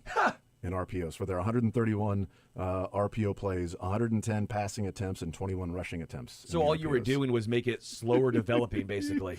Oh, boy. A slower developing pass. And the Chiefs would certainly figure it out, or any team that's bringing in Cliff Kingsbury, as to what happened in Washington. A meeting between you and the head coach, Dan Quinn, about the offensive philosophy moving forward, and it results in you being fired. I mean, Dan Quinn's a defensive guy. If he said, look, we need to have our offense in a way that Jaden Daniels is not being exposed to hits. How do we do that? Well, this is the offense. Like, I don't know. Is this the conversation? This is the offense we run. This is what we're doing. This is what you hired me to do. I think it could work. We just got to. And then Dan Quinn says, I got to go in a different direction, man. I got to know that my offensive coordinator is not going to expose my franchise quarterback to get hit even more. If there's going to be some zone reads and some quarterback design keepers that, yeah, Jaden Daniels gets outside of the pocket and creates that way, that's fine. I don't know that I need him to be planning specific runs and some of these other. I don't know if that's what took place, but a conversation happens about the future of the offense, and then you move on from Cliff Kingsbury. I think is certainly an interesting development from that standpoint. I want a philosophy that is, for example, the Chiefs are in RPO plays. The Chiefs are number 3. The Commanders are number 1. The Rams are 29th. In going under center, the Chiefs are 31st and the Commanders are 32nd. The Rams are first in under center plays. Again, trying to marry the concepts there. Sure. I'm not saying you have to be a complete and total under center team that the Rams are now. That they lead the NFL in under center runs, or under center plays, I should say, because they've passed the ball a decent amount out of that. But, for example, the Los Angeles Rams have run 624 plays from under center. The Chiefs are at 196. It doesn't have to be that extreme. There did seem to be at times a little more emphasis as the season went on, because it felt like to start the year there was, and even last year there was like zero. Yeah. Well, marrying the two might be Mike McDaniel. Yes, the Miami Dolphins are 14th in RPO and 15th under center. I mean, that's right in the middle. Essentially, like they do both. They do RPOs, they do regular plays, they go under center, they go out of the shotgun. He's right in the middle of both of those. It's not the extreme that the Rams are the extreme on one end and the Chiefs are the extreme on the other in both RPOs and under center plays. Now, some of that goes hand in hand, but you don't have to run an RPO or you don't have to. Not every out of shotgun play is going to be an RPO. So when the Rams are in shotgun, it doesn't mean they're going to run an RPO. RPOs are going to be out of the shotgun typically, but still, Mike McDaniel's right in the middle there, 14th. With RPOs, 15th under center. He mixes and matches throughout the year. It's not an extreme one way or another. And it kind of feels like if you are that, don't you feel a little less predictable if you're right in the middle of like, this guy does both. He does all of it. He might be my number one choice for OC. I think is Mike McDaniel. He's probably my number one choice. I think it's Shieldhouse and McDaniel. I don't think I wouldn't be disappointed with either one of those guys. But what are the odds of that actually happening? Slim. Like and again, low. I think that's maybe Slim and none, and I do think Slim's out there, doing something else right now. That might be the frustration Just I have. none is hanging out in the room. Because it does feel like it's going to be Joe Blameyer. Joe Blameyer. And Greg Lewis at wide receiver coach. Kafka. Mike Kafka is what I was going to say. Which I would say I'd be a little bit more on board with Kafka because at least he branched out and was with Brian Daboll. Yeah. And a team that... The phenomenal Giants offense. I mean, I don't necessarily disagree about, the phenomenal Giants offense, but he also ran that offense in Buffalo with Josh Allen. And that was great. And they ran the ball. They did some things there that was a little bit different than just what the Chiefs will do. So, it takes some concepts from what the Giants and the Bills did with Josh Allen and their running game. And then, you bring that back. And it's like, okay, I've branched out. Where the issue you might have with Matt Nagy as a head coach somewhere is, well, Matt Nagy left the Chiefs and ran the Andy Reid system in Chicago and then returned to Andy Reid. That's been my point about Shieldhouse. Sure. Is that, well, why would he take the Chiefs job if he's not going to be a play caller? He's not a play caller right now. Why would you move over and not be a play caller again somewhere else? Well, he's not a play caller and he's the passing game coordinator. He could not be a play caller and the, quote, offensive coordinator for the Chiefs, but the difference being how much more of a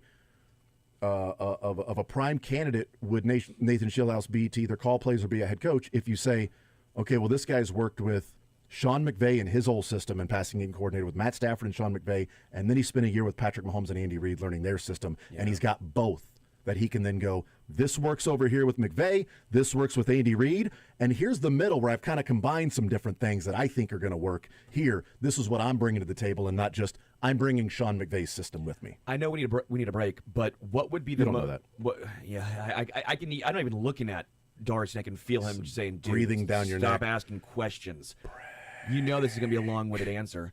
And maybe you can give me your answer on the other side. Yeah. We'll do that. Give me your answer on the other side. What would be the best case scenario for the OC for KC? And what would be the worst case scenario for KC as their OC? Oh, I got the I'll do that on the other side of the break. Warzone next.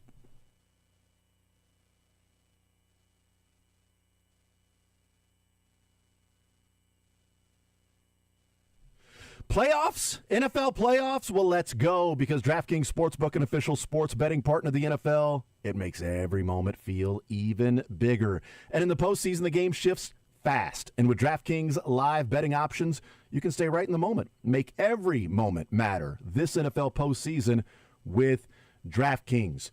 It is a crazy lead up to that.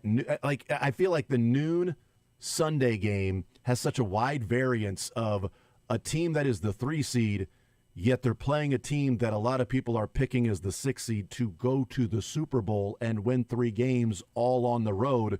If it's the Bills, and the Jags dogs at home. I like the Jags in that one. We'll see what the line ends up being as the week goes on. Plus, DraftKings has your back with early exit protection.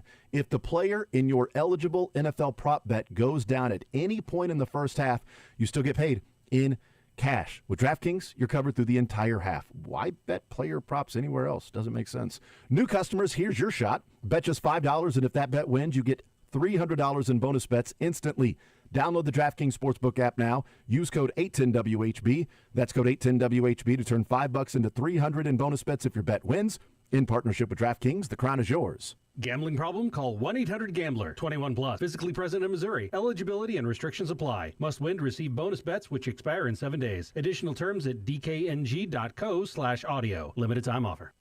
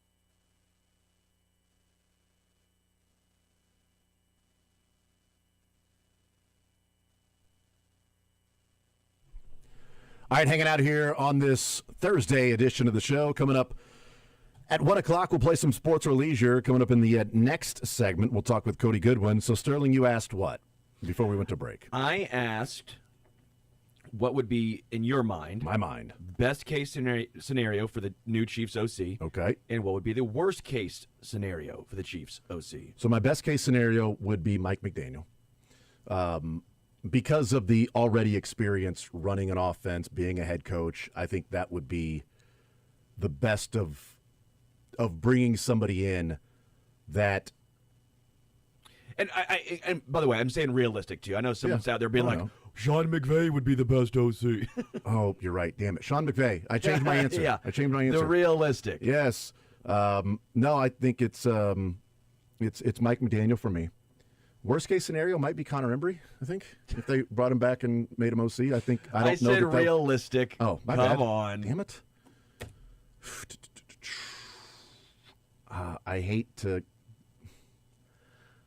go Joe Blameyer because I don't know anything about him, but it's just that it feels like the same old. Yes. Same old, that it's just elevating from within and it's going to be the next guy in line.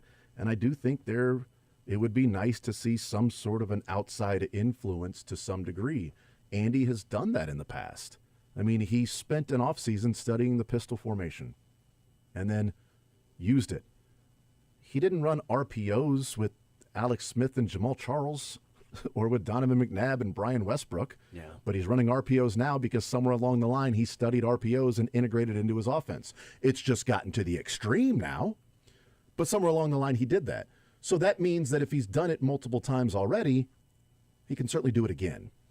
And I think going outside of the, tree, I think would be a public admission of or vote of confidence that, hey, this is what we are doing. Yeah. We are going to update in different ways, and we're going to present the best of all these different worlds of offense and marry them, and we are not going to be predictable, and people are not going to be able to run 20 yards downfield because they know exactly where we're going and hit Rashee Rice on an 8-yard slant because they saw that it was going to be a slant right as the ball was snapped. So it's not happening anymore.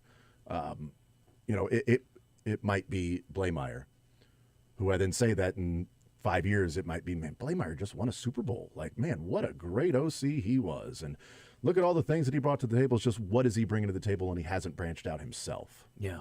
I think Eric Bieniemy would be worse than Blameyer. I'm out on Bieniemy. I know he's loved by Chiefs fans, but if you just look at what he did commanding offenses after he left the Chiefs, Commanders fans can't stand the guy.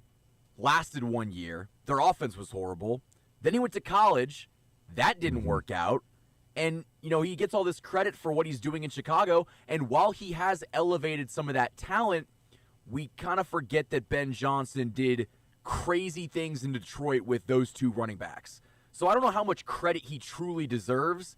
And, you want to talk about just kicking the can on old guys that we've seen what Eric Bieniemy can do. You're not going to learn anything.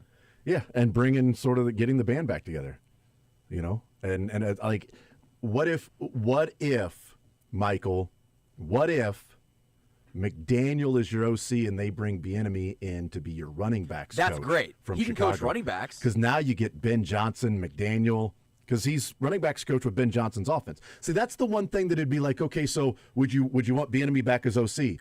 Well, Bieniemy would be returning to the Chiefs having worked with Ben Johnson and that offense, which seems to be pretty damn good. I'd be intrigued. I'd be intrigued by it. I wouldn't love it if Bieniemy came back as the OC. I wouldn't love it, but I don't think I would hate it. I think I'd be whelmed. I think same thing with Mike Kafka. I'd be like, okay, this is what probably it's gonna be. I'm whelmed. The Chicago Bears ran the 5th most plays from under center and the 21st most RPOs. And that's what Bieniemy would be returning to Kansas City with, at least working in that capacity with him. I don't know. We'll see. But as we talk about this, it's going to be Blameyer and Greg Lewis at wide receivers coach and, promote from within at running backs coach.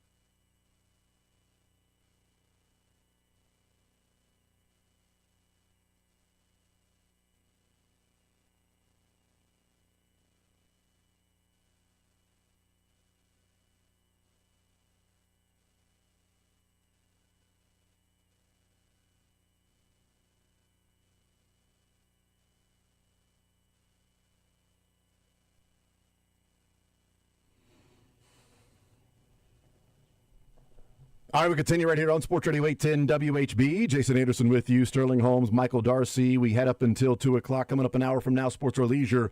We will play that, giving out $25 to Johnny's Tavern. Let's bring in Cody Goodwin from Power Mizzou, covering the Missouri Tigers, joining us here in the zone on this Thursday. Cody, how are you, sir?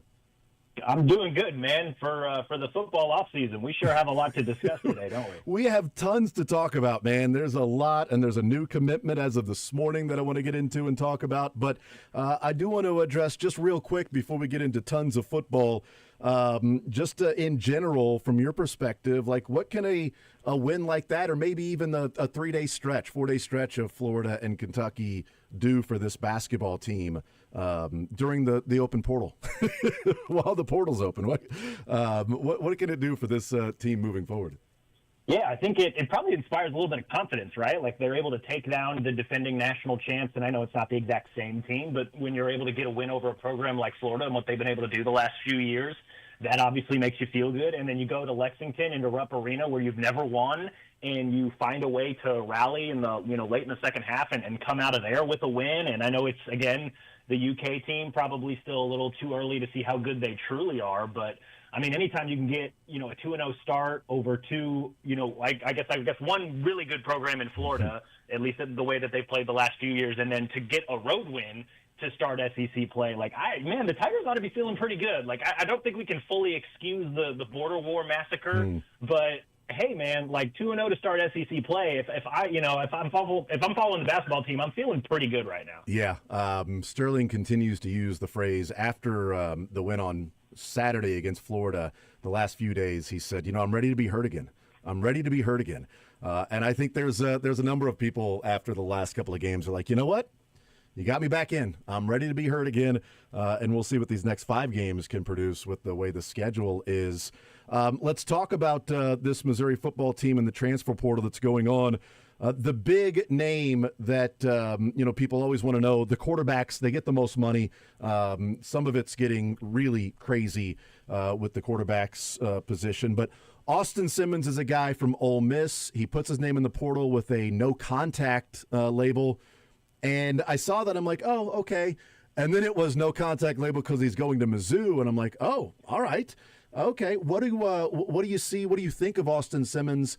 And why was this the guy that it didn't even, I guess it didn't seem like Mizzou was going out and, courting different players. It was Austin Simmons is the guy we want. That's the guy we're going to go get.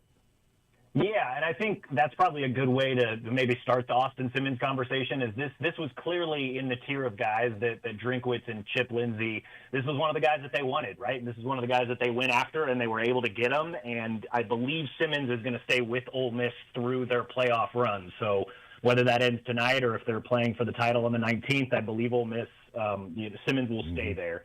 But I mean, he's officially, so far as I know, and so far as what we've heard and understand, his name is in the portal. He is officially signed with Missouri, so he will be in Missouri's quarterback room next season. I think there's a lot of things to like about Austin Simmons, right? I think there's something to the idea that Lane Kiffin, the offensive mastermind, chose him to be the starting quarterback for an Ole Miss team that is now in the national semifinals to start the season, right? Like before the Trinidad Chambliss of it all happened, Austin Simmons was the starter for Ole Miss. I think that's important. I think it's important that Drinkwitz is able to go and get his guy, and there's a lot to like just from a pure talent perspective, right? He's a lefty, a strong-arm lefty. He's able to make a lot of throws that a lot of other college quarterbacks can't. Dude's wicked smart. Like, he graduated high school as a 16-year-old who was able to get his undergraduate degree at Ole Miss before he turned 20, right? Like, so there's a lot to like about this guy. There's also, if you want to be a little bit skeptical and look at this a little bit sideways, you have reasons for that too, right? In Missouri's current quarterback room with Austin Simmons and Matt Zollers, Zollers currently has played more snaps throughout his career, and Simmons has been in college for 3 seasons. So maybe that's a little bit of a worry. Drinkwitz continually talks about production over potential, and yet here we are with the second offseason in a row where we're banking on a guy at quarterback, and Austin Simmons, who has more potential than maybe production, right? They did it last year with Bo Pribula, who was, a backup on the Penn State team that also made the college football national semifinals, and now you're doing it again with Austin Simmons. So it's, okay, that's a little worrisome, right? There's a little bit of a trend there. We don't know if Simmons will buck the trend just yet, but it kind of makes people scratch their head a little bit. So, yeah, and I think, I think the lack of total experience in the quarterback room going into spring ball right now is a little bit worrisome, at least for me. I'd like to see them, go out and see if they can find another quarterback, maybe a guy from the lower levels, whether it's FCS, whether it's non-Power 4. Find a guy that's just got experience, that's got starting experience, that's got a history of good production to add to this room, if for no other reason than it is just to have a leader in this room that has kind of been there and done that, even if it's not at the SEC level. So, yeah, I mean, it's kind of a mixed bag. People are going to see what they want to see and hear what they want to hear when it comes to Austin Simmons. So I think it could be a home run. It could also be a strikeout, and we may not know until next August, right? What I like in the difference of this is even though Austin Simmons became eventually the backup to Trinidad Chambliss and Bo Pribula was the backup at Penn State, is that Simmons was the starter. Like, Pribula was never named the starter, because they obviously had a guy who had NFL potential, but he wasn't the starter, then got injured, and somebody just played so well that it was like, well, we're going to stay with this guy. Lane Kiffin said Austin Simmons is the guy. He's our starting quarterback. Then he gets injured, and Trinidad Chambliss looks so good that it's like, we're not going to take this guy out and how he's playing. And from all indications, too, Cody, I've seen this from a number of people around Ole Miss that sometimes when a guy transfers, and I think having Trinidad Chambliss helps, but when a guy transfers, it's like, well, this guy, that, good riddance, get out of here. But Trader, we see some of that, not as much anymore. But everything I saw from Austin Simmons was, man, I want nothing but the best for you. What a class individual. You could have handled it completely different. All you did was have Trinidad Chambliss's back the whole time, and the way that you conducted yourself in public and in press conferences, and it was all about the team and doing whatever it took, and you lost your starting job and still did that. I'll always root for you. And I saw all of those things from Ole Miss fans, and I'm like, okay, that makes sense, not only from a quarterback standpoint, but, man, what an incredible leader that Eli and his staff are bringing in.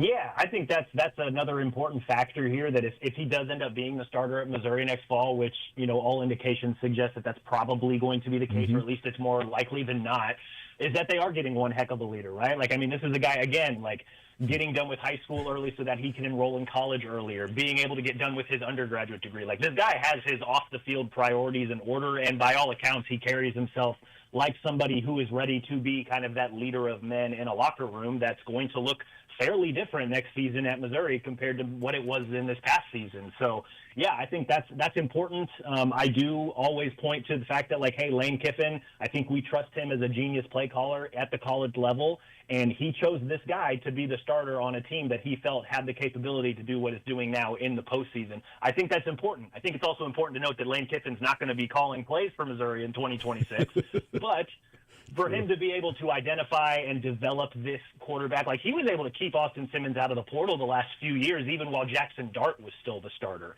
And so I think that also speaks to how highly Lane thought of this guy and how talented he believed that he is. Again, going to have a different play caller, going to be probably a different system, going to be, you're going to a Missouri team that's going to be more run first with Ahmad Hardy and Jamal Roberts.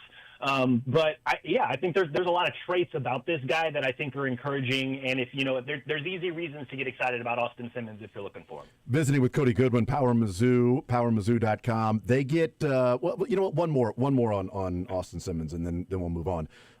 You said, more than likely that, do you think Zollers will have much of a chance? Like, will it be a quarterback competition of Zollers and Simmons, or will it be a quarterback competition, air quotes, that, Simmons is getting paid the money and Zollers is a really good backup to have as he continues to maybe learn and get better and bide his time and then maybe his opportunity down the road? Yeah, I think there's something to the idea that, like, hey, Simmons is leaving another SEC program to come to an SEC program, and I'm not sure that he's going to, I don't know that we've heard an official price tag yet, and we may never hear an official hard number, but you're not leaving one SEC program for another SEC program to be the backup, right? And so what that ultimately means in spring ball, what that's going to mean in fall camp, I think that remains to be seen. I think the fact that Missouri has a new offensive coordinator in Chip Lindsey, who has a pretty good history of identifying and developing quarterbacks himself, be kind of interesting to hear what he has to say about this situation going into spring ball. I'm not ruling out Zollers entirely, because I do think the experience last year will be good for him, whether it's, a spring ball competition, a fall camp competition, or a concentrated redshirt season of growth and development where he can really focus on the things he needs to get better at after, getting the starting experience that he got this past season. I think more likely than not, it will probably be Simmons, unless there's, we still got another week of the portal, right? So there could be a late addition to the quarterback room sometime over the next 9 days or something like that. But as it stands right now, I would think if you were to depth chart the quarterback room, it would be Simmons 1, Zollers 2. What do you think of Robert Woodyard? Trotter is out. He's going pro. An amazing season for him, and best of luck in what he does at the NFL. But they get Robert Woodyard from Auburn, and apparently they just have, is it a direct flight from Auburn to Columbia, I think, maybe, with some of these transfers? But Robert Woodyard, one of the Auburn transfers heading to Mizzou. What are they getting in this guy that seems to be a really good linebacker, really good football player? Man, I love this ad for Missouri. Like, this is a guy who's got a history of production. He's got a history of starting right for an Auburn defense that was one of the best defenses in the country this past season. Like, he was kind of that number 2 linebacker in the middle. Him and Xavier Adkins were both really, really good this season. This dude, he hits violently, which is kind of what you want out of a linebacker, right? And so now you're going to pair him with Nick Rodriguez, who came on quite a bit this past season, got the start in the bowl game, had 15 tackles. I think this is going to be a really fun pairing. I think Corey Batoon's going to have a lot of fun kind of moving these guys around in the middle of the field. I don't think it's an exact one-for-one, with Josiah Trotter leaving. Now you put Woodyard in there, right? Because Trotter was, first team All-SEC. He's probably going to go in the NFL draft sometime, I would guess, early on day 2. He's going to be a really, really good pro linebacker. Yeah. I don't know if Woodyard is quite at that level, but this is a really, really productive linebacker who has SEC experience and high-level SEC experience. He was, if you trust some of the advanced analytics on this guy, one of the best linebackers in the SEC last season, and now he's coming back for another season like this. So far, again, we still got 10 days and realistically the entire month of January still to go when it comes to the transfer portal. But so far, Robert Woodyard Jr. is probably my favorite addition for the Missouri, through the portal so far in this portal window. I think he's a dynamite player, and I think he's going to fit in just really well next to Nick Rodriguez in the middle of that defense next season. Yeah, I'm excited about him as well as to what he can do. What are we hearing? What's the latest? What do we think is going on behind the scenes with Damon Wilson? He's in the transfer portal. I thought he was going pro. I know that, early on it was Zion's going pro, Trotter's going pro. They're waiting to hear, the decision from Damon Wilson. I'm like, decision on what? He's going to be a day 1 or day 2 pick. But now his name's in the portal. It doesn't seem to be maybe communication or anything. What's going on as to, this Damon Wilson situation in the portal? Yeah, everything that we've heard, we kind of thought that maybe he would be coming back at least to college football. I guess we weren't 100% sure that maybe it would be Missouri. I think there was some early talk that, if his NFL draft evaluation didn't go the way maybe he thought it would, or maybe the way he wanted it to, that he would come back to Missouri. I think we all kind of knew, I say we, Gabe and I just had these discussions that we kind of have to be ready for the fact that he's not going to be on the 2026 roster, whether that's because of the NFL or he may enter the transfer portal again if his NFL grade came back. And so I think the NFL grade obviously came back to a point where it basically said, hey, you should probably go back to school and work on a couple things and then maybe come out next season. So I think a lot of people just assumed, okay, hey, he's going to come back to Missouri. Well, come to find that it doesn't sound like he's really had a whole lot of communication, if any, with Missouri staff since the NFL evaluation stuff kind of came and went. He entered the portal earlier this week. And, it sounds like he's, all the heavy hitters that are throwing money around in the transfer portal, or at least more money than Missouri, seem to be, hey, let's see if we can get this guy on his roster. So, it's a bummer because he was a fantastic player, but, I think to varying degrees throughout the season, we were all kind of prepared for Missouri to not have him on the roster in 2026. I think a lot more of us kind of thought he would go to the NFL. But NFL folks think he still has a little bit he needs to work on, and so this is a guy that is probably going to chase some money while he still has one more year left in college. So it's a bummer for Missouri's defense, especially at that jack, stand-up linebacker spot. But hey, at least Wilson, I guess I don't want to say he informed Missouri of his decision, because we all found out at the same time that Missouri did that he was entering the portal, which is to say we all found out on social media at the same time. Right. But at least Missouri has that knowledge early in this portal window so that they can find a way to go and replace him over the next week or so. So it's a bummer because he's a real fun player to watch, and he was incredible this past season. But hey, the portal giveth and the portal taketh, right? No doubt. Visiting with Cody Goodwin, Power Mizzou. What do they do at edge then? Because they lose Zion and Damon Wilson. Replacements there? They look in transfer portal area. How do they replace incredible production and a big part of what their defense was able to do? Yeah, they've re-signed a few of some of their edge guys, right? Like Garris Smith is back at that jack position, that stand-up outside linebacker. So he was really productive. He obviously didn't get starter-level snaps, but he played quite a bit this season. So probably start with him. In terms of the true defensive end to replace Zion, they've re-signed Langdon Kitchen. They've re-signed Dayton Hopkins, two guys that I know that the entire staff is really, really excited about. Kitchen, the Northwest Missouri kid, maybe not quite close to Zion's production level, but really, really productive. And I thought he played really, really well in the latter half of the season. Dayton Hopkins is a guy that took a red shirt this past season. I know the staff is really excited about him. That's another uber productive in-state kid. But defensive end, I think like true defensive end and even that outside linebacker spot, I think those are two spots where Missouri still needs to go into the portal and find, just experienced guys who have a history of production. And so those are two positions that they have not filled yet in the portal. Again, we're only about a week into this madness, so there's still time. And I think there's still, I think another thing to remember too is that maybe a lot of the guys that Missouri could be looking at might still be on playoff rosters, right? So, I know that, Austin Simmons has obviously already made his move and announced publicly what he's doing, but, Ole Miss, Miami, Indiana, Oregon, they have a lot of dudes on those rosters that may not enter the portal until after those playoff runs are done. And so those are four other rosters that not just Missouri, but everybody's going to probably be looking at to try and add guys from those rosters to their rosters. And there's other guys that are jumping in the portal every day.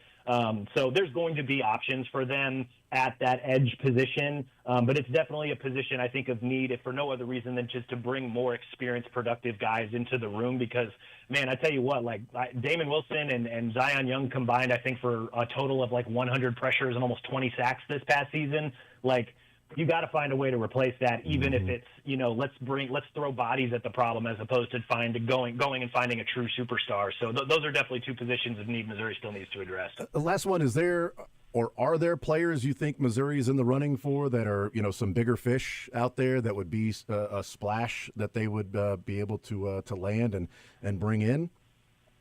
I know that we have been told multiple times that Missouri is going to take some home run swings. Whether or not they connect, I think remains to be seen. I know that we've heard a few big names that maybe as this first week has unfolded, I know that there was, they were in on Andrew Sprague from, originally from Kansas City, who was in the portal from Michigan, ultimately decided to stay with Whittingham up there. I think Missouri and Texas were both pretty big in on that process before he decided to stay. But that would have been an all Big Ten tackle coming down to play at a big position of need for Missouri. So I think that's one instance of, okay, that was a pretty big home run swing. They missed, but hey, they took the swing. And so we've been told multiple times without specific names that they're going to continue to take home run swings. Whether or not they connect, I think that remains to be seen. We still got another week and really, I think, through the entire month of January left before all this portal nonsense finally settles down. Cody Goodwin, Power Mizzou. Cody, great stuff, man. Really appreciate the time. It is certainly fascinating with everything going on, and it's a great point about teams that are in the semifinals still playing, as they'll have, when they are done, 5 days to get into the portal, that there might be some names there that you're looking at and other teams are looking at that may end up at Missouri. So we'll see. Cody, great stuff. Really appreciate it, brother. Yeah, appreciate you guys having me. Thank you. Absolutely. There's Cody Goodwin. Really, really good stuff from him. PowerMizzou.com. Cody Goodwin, go check him out there. Follow him. He's got all the latest with the transfer portal. And we'll see as the day goes by if there's another Auburn transfer to Mizzou. I mean, come on. The day is ending in Y, so there should be. A little exaggeration. There's only 3 of them, but still. 3 different Auburn players making their way up north to Columbia, and we'll see what happens with that. But the big one being Austin Simmons from Ole Miss. He will be staying with Ole Miss through the playoffs, and we'll see if that is just through tonight, because Ole Miss may be through tonight. We'll find out. We'll take a timeout. We'll come back. Let's talk a little college football next. It is the Fiesta Bowl coming up tonight in the semifinals, Miami and Ole Miss. Tomorrow night, it is the rematch, Indiana and Oregon, a game in which Braden Gall said he thinks is the national championship. Whoever wins that one, he thinks will win the national championship. We'll find out. We'll talk a little college football with those games coming up tonight and tomorrow right here. Those games, you can hear them right here on Sports Radio 810 WHB.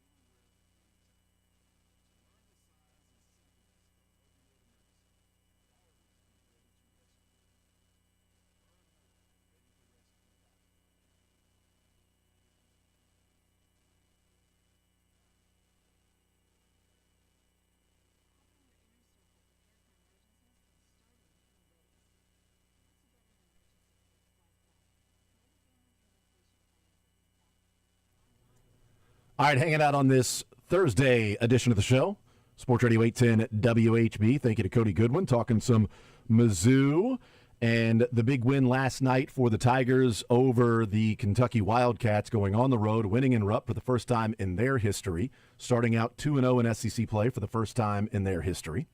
And so quite the change in the turnaround from the 43-point shellacking at the hands of the Illini.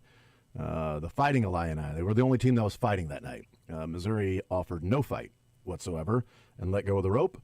And then whatever they did in the meantime, between time, to get ready for that Florida game, adding Pierce and Stone certainly helps. But it's not just adding those two players, getting back healthy to go from losing by 43 to beating Florida, then going to Kentucky and winning and starting off 2-0. There's some other things that are happening there behind the scenes to get them in that position. So we'll see. And also, Cody talking about Austin Simmons, that, yes, the expectation is that he's going to start. I would guess that if the depth chart's out right now, it's Austin Simmons, then Matt Zollers. Will there be a quote-unquote quarterback competition like Sam Horn and Bo Prabula? Well, who gets to start and gets to throw, then who gets to play in the second half and hand the ball off? Yeah, let's just say this. If Austin Simmons starts game one, I don't need to see Zollers come in just to run the football on a random play like Sam Horn did. Good call. Don't need to see that. But certainly an excitement around Austin Simmons. I have some optimism for him as to what he can be. I didn't realize he graduated high school at 16 years old. Yeah, I saw something. I'm like, are these things true? If the college players were old enough, you could nickname him Doogie. But if you said Doogie Howser to the college kids, they'd have zero clue what you're talking about. Hey, yo, Doug. Like, they would not know who Doogie Howser is. Do you know who Doogie Howser is? I know the name. Okay. Michael, you aware of Doogie Howser? Is it like? No, I have no idea. Okay, TV show back Beverly in the day. Hillbillies? Nope. Oh, nope. Doogie, it was called Doogie Howser, and he graduated high school at like 12, graduated college at like 16. He was like an 18, 19-year-old doctor that lived at home. And he had a friend next door that would come over and climb over on the roof and go, "Hey, yo, Doug.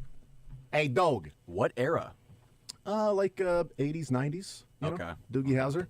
Like I said, nicknaming Austin Simmons Doogie would make no sense for this group of players. Also, this group of people on the show with me. So anytime we talk about somebody graduating early from high school and saying Doogie Howser, that's been over your head the whole time. I just figured you doing a random bit that you do a lot of. No, I don't do. Everything has a purpose. It's planned out specifically to the T, to the second, to the minute, and the segment that we plan out at our 4 a.m. meeting that we start. It was early. Yeah, we start our 4 a.m. meeting every day, and we go through talking about Doogie Howser at 12:35. We've done that. But if Austin Simmons comes in, I mean, he'll be playing. Well, he'll be on the field. He'll be on the sideline tonight for Ole Miss taking on Miami. Although he could play, if something were to happen, you don't want it to happen to Trinidad Chambliss. So you want the best game possible with these semifinals. He might get an opportunity to play, but he's already signed his papers and name in the portal, all of that stuff, and heading to Mizzou. And a guy that was the starter before Trinidad Chambliss. And so it's like, all right, well, this is the guy that Lane Kiffin said is going to lead our team in what is our best shot to maybe make the playoffs before I get another job somewhere. I'm going with Austin Simmons. He gets injured. Trinidad Chambliss comes out of nowhere, and now he's this stud quarterback. And obviously Simmons is not going to be named the starter after you're getting that production from Chambliss. Doesn't mean that Simmons couldn't have played to a level of Chambliss along the way if he had remained the starter the whole time. With Lane Kiffin as the offensive coordinator, not Chip Lindsey. But I do think it's significant that he enters the portal with a no contact and signs with Mizzou, that there was a clear target for Mizzou at the quarterback spot. Yeah. Last year, there were like 3 or 4 different quarterbacks they were talking to. They were searching to find their guy. I hope that's a good sign this go around, that they weren't searching to find their guy. There was one guy they looked at, said, he's our guy, let's get him. And he, portal, no contact, signs with Mizzou. It seems to be a specific. There's not 4 guys, and we'll figure out which one will come here for the money we'll take. No, we're going to pay the money to get this guy on our team next year. It'd be like Mendoza. We're making sure this guy's not getting away, whatever it takes. Yeah, it's not like Miller Moss is in, and Bo Prabula, and Mendoza, and the kid from Duke, and there's just a number of different quarterbacks that are in the mix for Mizzou, and they get Prabula. Okay, that wasn't the case here. Ole Miss and Miami tonight. It's right here on Sports Radio 810 WHB. Pregame starting at 6 o'clock, 6:30. That Fiesta Bowl, Miami and Ole Miss. I am high on Miami winning this game. You are high on Ole Miss winning this game. Michael Correct. is high on life, just in general, in his general disposition. I like Ole Miss. Okay. I like Ole Miss a lot. Okay. Their offense is going to put up points, but Miami's I don't know. defense is real. I just don't trust Carson Beck. I think that's where Yeah, I get it. it comes down to. But I'll tell you what, if Miami does find a way to win, that national championship is going to be electric. I think it would be I think no matter who wins the next two nights, I think it's set up for what could be a really fun and compelling national championship game. I do agree with Braden that we had on Tuesday. In the game tomorrow night, whoever comes away victorious is probably the team that's going to win. They'll be the team that's favored. Tomorrow night's winner will be favored over tonight's winner. What I like about Miami is just, it's the level of physicality that they play with. Sure. And I know that Ole Miss just beat Georgia. So it's not like Ole Miss was like, oh, we got by this, scrappy little team that doesn't play tough, hard-nosed football. And boy, now we're going to learn about what it's really like to play a physical brand of football with this Miami team out of the ACC. Yeah. I get that. That sounds foolish to say. But I do think how crazy that fourth quarter was with Ole Miss and Georgia and all of that. I think Miami has taken the approach of a defensive game. They did it to A&M.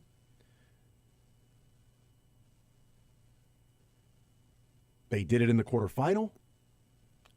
And I think they're going to do it tonight as well. I think they are going to take care of business with Ole Miss because they shut down A&M and they shut down Ohio State offensively. Colin Klein is he was a guy that everybody wanted that we're looking at for the OC.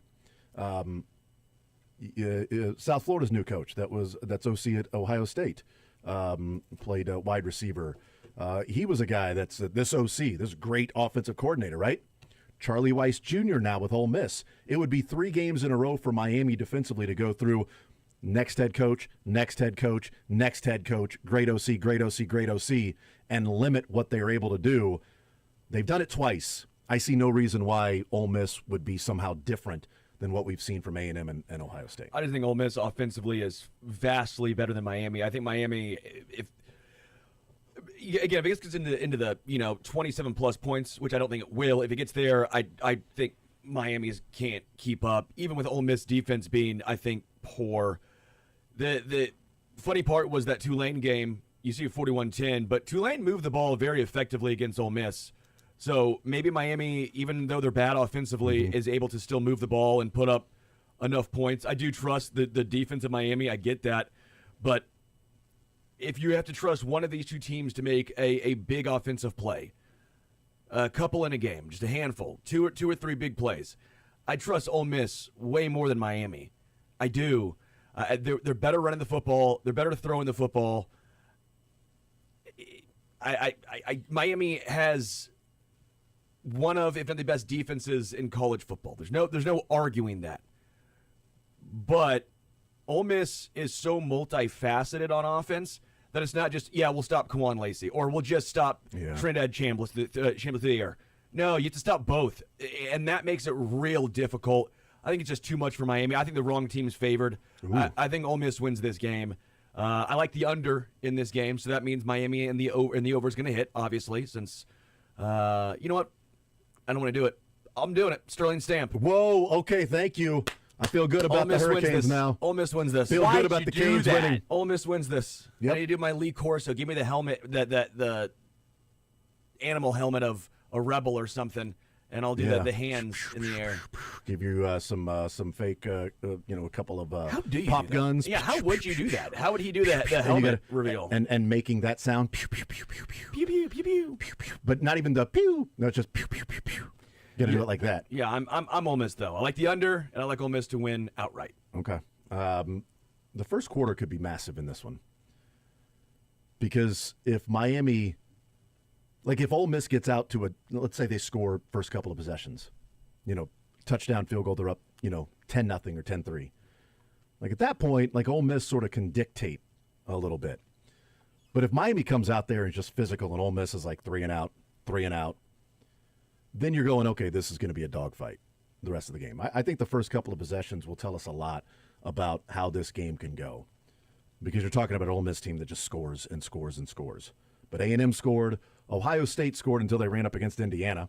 And also, like Julian saying, is not as good as Chambliss. Yeah. So Trinidad is better than Julian. But they also, they held A&M to 300 yards. They held Ohio State to 300 yards. Those teams combined for 150 plays. 130 plays and a total of 600 yards in the game.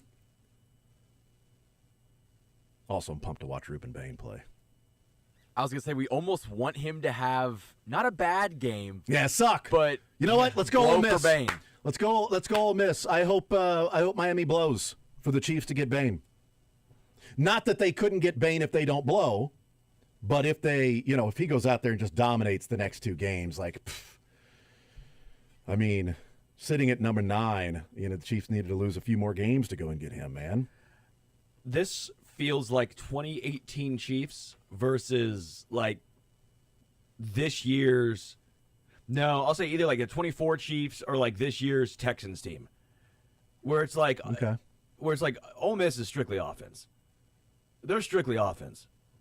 That defense is Bob Sutton level. So 2018 Chiefs versus this year Texans. Yeah, that might be where it's. That's what it feels like a little bit. Where it's okay. The best defense in the NFL is the Texans this year, but offensively they're average. They're average. While the Chiefs were like the Ole Miss is like the Chiefs in 2018 was like this offense is putting up points. We don't care who you are, who we're playing. We're putting up points. But we got Bob Sutton as our DC, and somehow Bob Sutton now is the head coach because Lane Kiffin's gone. That's odd. That is a crazy turn of events there. But it's worked. Winners win, baby. And I do still think there's a little bit of that going on where I've said Ole Miss over Georgia for this reason. I'm going to stick with Ole Miss because I liked them beating Ole Miss or Georgia and it worked. But there is a little bit of bleep you, Lane, bleep you, LSU. Oh, that is absolutely bleep going you. on. And so I don't know how much more amped you can get. Yeah. I mean, it's already college football playoffs, but that has to just be a little extra something of we're proving you wrong. Yeah, that is absolutely part of it. And I think nationally, people are on the side of Ole Miss, rooting for them just to shove it in Lane Kiffin's face that you went to LSU so you can win a national title. Oh, hey, by the way, Ole Miss just beat Miami. They're playing for a national title, Lane, and without you. I think Lane's happy because I think every win he gets a bonus. He gets a bonus. So He gets a bonus. I think Lane Kiffin is also rooting for Ole Miss. I mean, it is kind of funny. Not gonna lie. Good job by his agent or him, whoever it was, to say, yeah, but if Ole Miss wins, I want the money still. Yeah. Good job. Still gonna get that particular bonus each and every time. Used on yoga classes. Well, you know what? Whatever, however you're gonna use it, I don't know. Gotta stay in shape somehow. That's right. We'll take a timeout. We'll come back, continue rolling. There is some news in college football and the transfer portal. Not a surprise. Missouri ends up with Austin Simmons at quarterback, but there was a quarterback that was at least interested, like Mizzou was on the list. DJ Lagway, when he put his name in the transfer portal, it was like Baylor, Mizzou, and a couple of others. And immediately it's like, well, he's going to Baylor. Like, his parents went to Baylor. Like, he didn't go to Baylor out of high school. He wanted to go to Florida, but he's going to Baylor, right? DJ Lagway has committed to Baylor. Wow! I mean, my God! Who could have seen that one coming from a mile away? So one of the worst kept guesses, if you want to call it that, or obvious ones, was DJ Lagway to Baylor. That's what's taken place. So another quarterback off the board in the transfer portal. There you go. We'll take a timeout, come back, continue rolling, and we'll talk a little bit about what we discussed in the first hour with Connor Embry being relieved of his duties, the Rashee Rice allegations that are out there, Missouri's big basketball win last night. Just go through some of the topics that we brought up in the first hour and discuss those. Connor Embry being fired, to me, not a Connor Embry story at all. Him being fired is not about Connor Embry. It's about something bigger.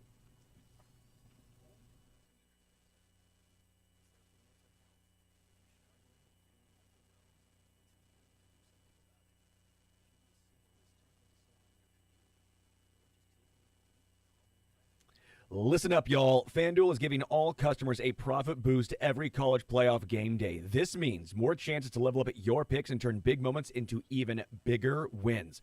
Ride with a favorite or join me, and it sounds like Darcy, and take a shot on the underdog.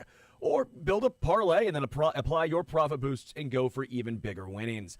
I am on FanDuel right now. They have the best odds for my side. 3.5. That's the spread. Plus 3.5. So I'm taking Ole Miss with the spread. I'm also going to put a little bit on them outright where it's plus 138. And then I like the under in this game. The under at 52.5 I think is just too high. So for me, that is what I'm rolling with in tonight's Miami Ole Miss game. And again, I'm doing it all right here on FanDuel, the best place to go for all your betting needs. FanDuel is the place for football action all playoff long. And then when you win, you'll get paid instantly. So visit FanDuel.com/Missouri to get your college playoff profit boosts today. 21 plus and present in Kansas. Opt-in required. Bonus issued as non-withdrawable profit boost tokens. Restrictions apply, including any token expiration and max wager amount. See terms at sportsbook.fanduel.com. FanDuel's offering online sports wagering in Kansas under an agreement with Kansas Star Casino, LLC. Gambling problem? Getting help is your best bet. Call 1-800-522-4700 or visit ksgamblinghelp.com.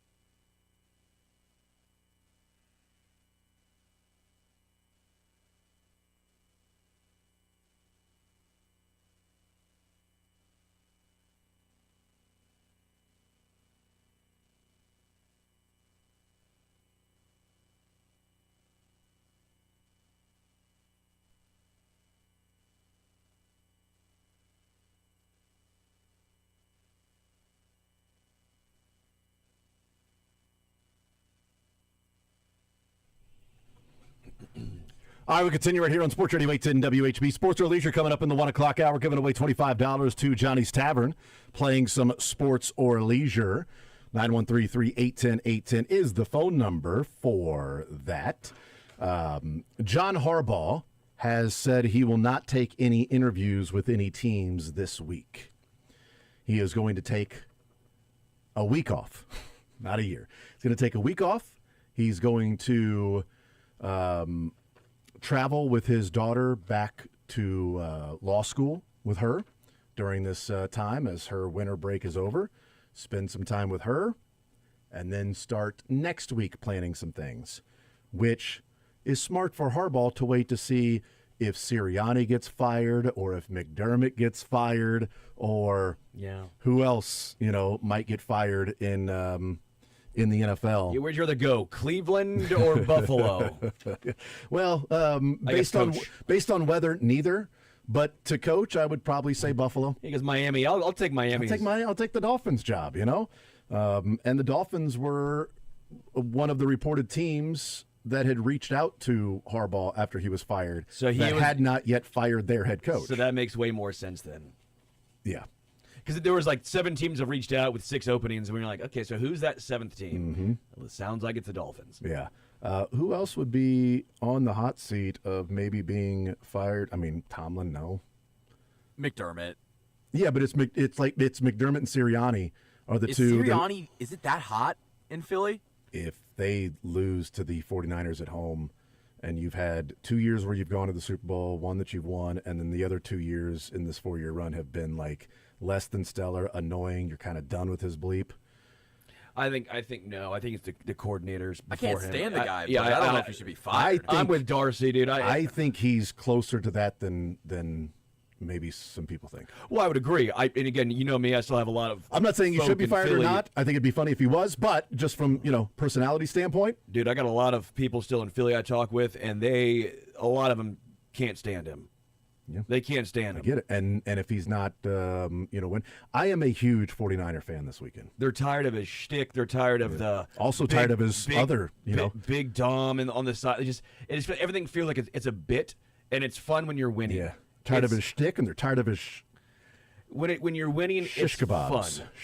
Shish. It's like some of the play calls that Andy has. They're fun when you do the ring around the rosy and you're winning. When you do these things and they don't work and you're losing games, they're no longer fun anymore. But even then, they're still making the playoffs. I feel like it would have to be a season where they don't make the playoffs and Jalen Hurts is like, you know what, I'm really sick and tired of this. And I mean, has he lost the locker room? Well, let me ask you this: couple guys. If Luke makes the field goal, does Harbaugh then have to return because they made the I think playoffs? he's getting fired regardless. I do too. So I that's think sort of the point. If but he has Sirianni rings. loses in the first, right? But if Sirianni loses, Sirianni has a ring as well. No, I'm saying recent. Like it was I see what not you're saying. 2012. It's not when I was in high school. I thought you said he. When you said he, I thought you were referring to Harbaugh. My bad. No. But if they lose at home to the 49ers as 5-point favorites, and people are pissed that they rested their starters in the last week. They would be the 2 seed. And the Eagles. If they won that game, they would be the 2 seed. They'd be hosting the Packers instead of the 49ers, whether that's good, bad, and different. But you know what they wouldn't be doing if they won? Having to go to Chicago. So Doug Peterson, what year did he win the Super Bowl with them? 17? 17. He got fired what year? 19 or 20? Was it a year or two after? I mean, they don't. Yeah, I'm just trying to think of when the Sirianni press conference was that they were going to put in different 20. God, what were it was the term that he kept using over and over again. Systems or something like that. We're going to be systems. We're going to have, there'll be systems that are there. We're going to have all these systems. And it's like, it was an odd press conference. Like, he did not win the press conference. He just came off as like, I don't know, it was just odd. And then you see him and it's like, okay, he's still that guy. It's just he's winning now. So you can look past those things. things. He's louder and more aggressive. Right. Was like Cohen. You can't Duval. You can't look past Adam Gase's inability to look at you in his press conference following the taco in the GIF that it became, which Duval. was Sunday's a fun day for me. A Sunday fun day because I got Bills over Jags, and then I will be a huge 49ers fan. I think most of Kansas City should be a huge 49ers fan.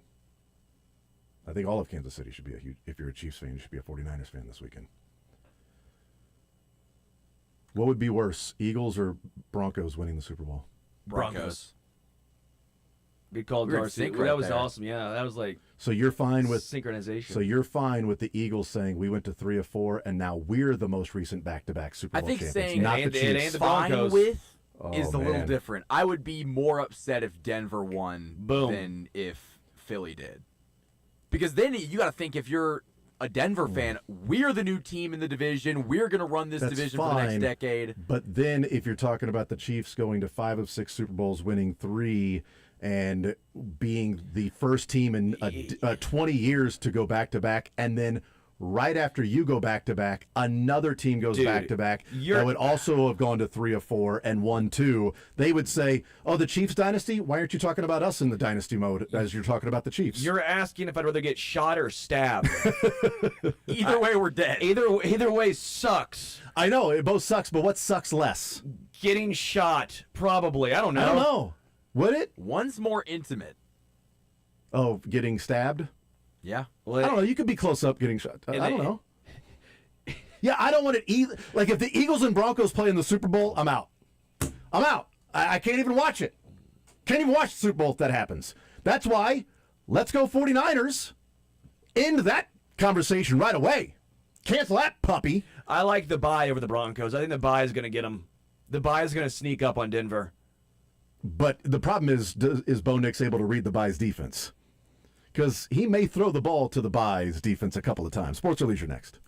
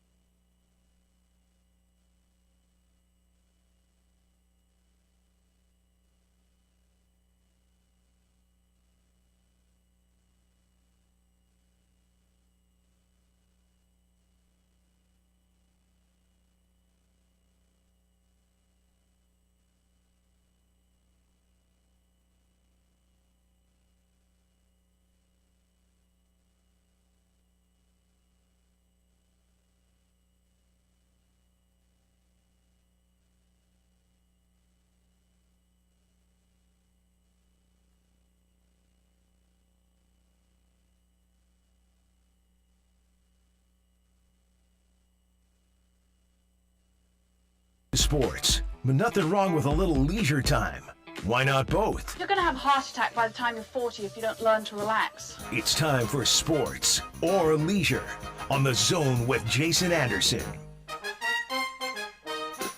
That's right, 913-381-0810. Load them up, first in, first on, playing some sports or leisure on a Thursday. I don't remember the last day we played some sports or leisure. It was a while ago, but that's okay. We play it now. That means we got lots of winners that we need to get in here. Lots of people winning. That's what we're going with. 913-381-0810 is the phone number to play some sports or even some leisure with that one. You give us a call, you get a sports question, you get a leisure question, you get them both right, you win. You get either of them wrong, you lose. But the question is out there available for someone to call in and request.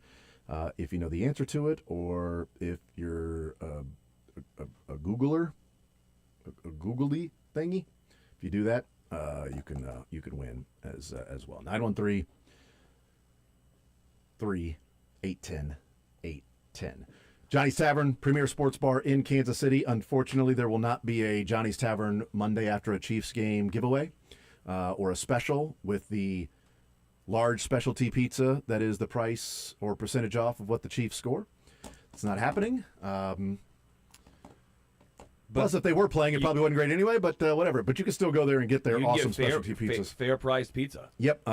You can get those Wilson wings, Espinachos, a lot of great stuff there at Johnny's Tavern, and you can get that with $25 heading your way with a little sports or leisure. That's how you play the game. That's the phone number.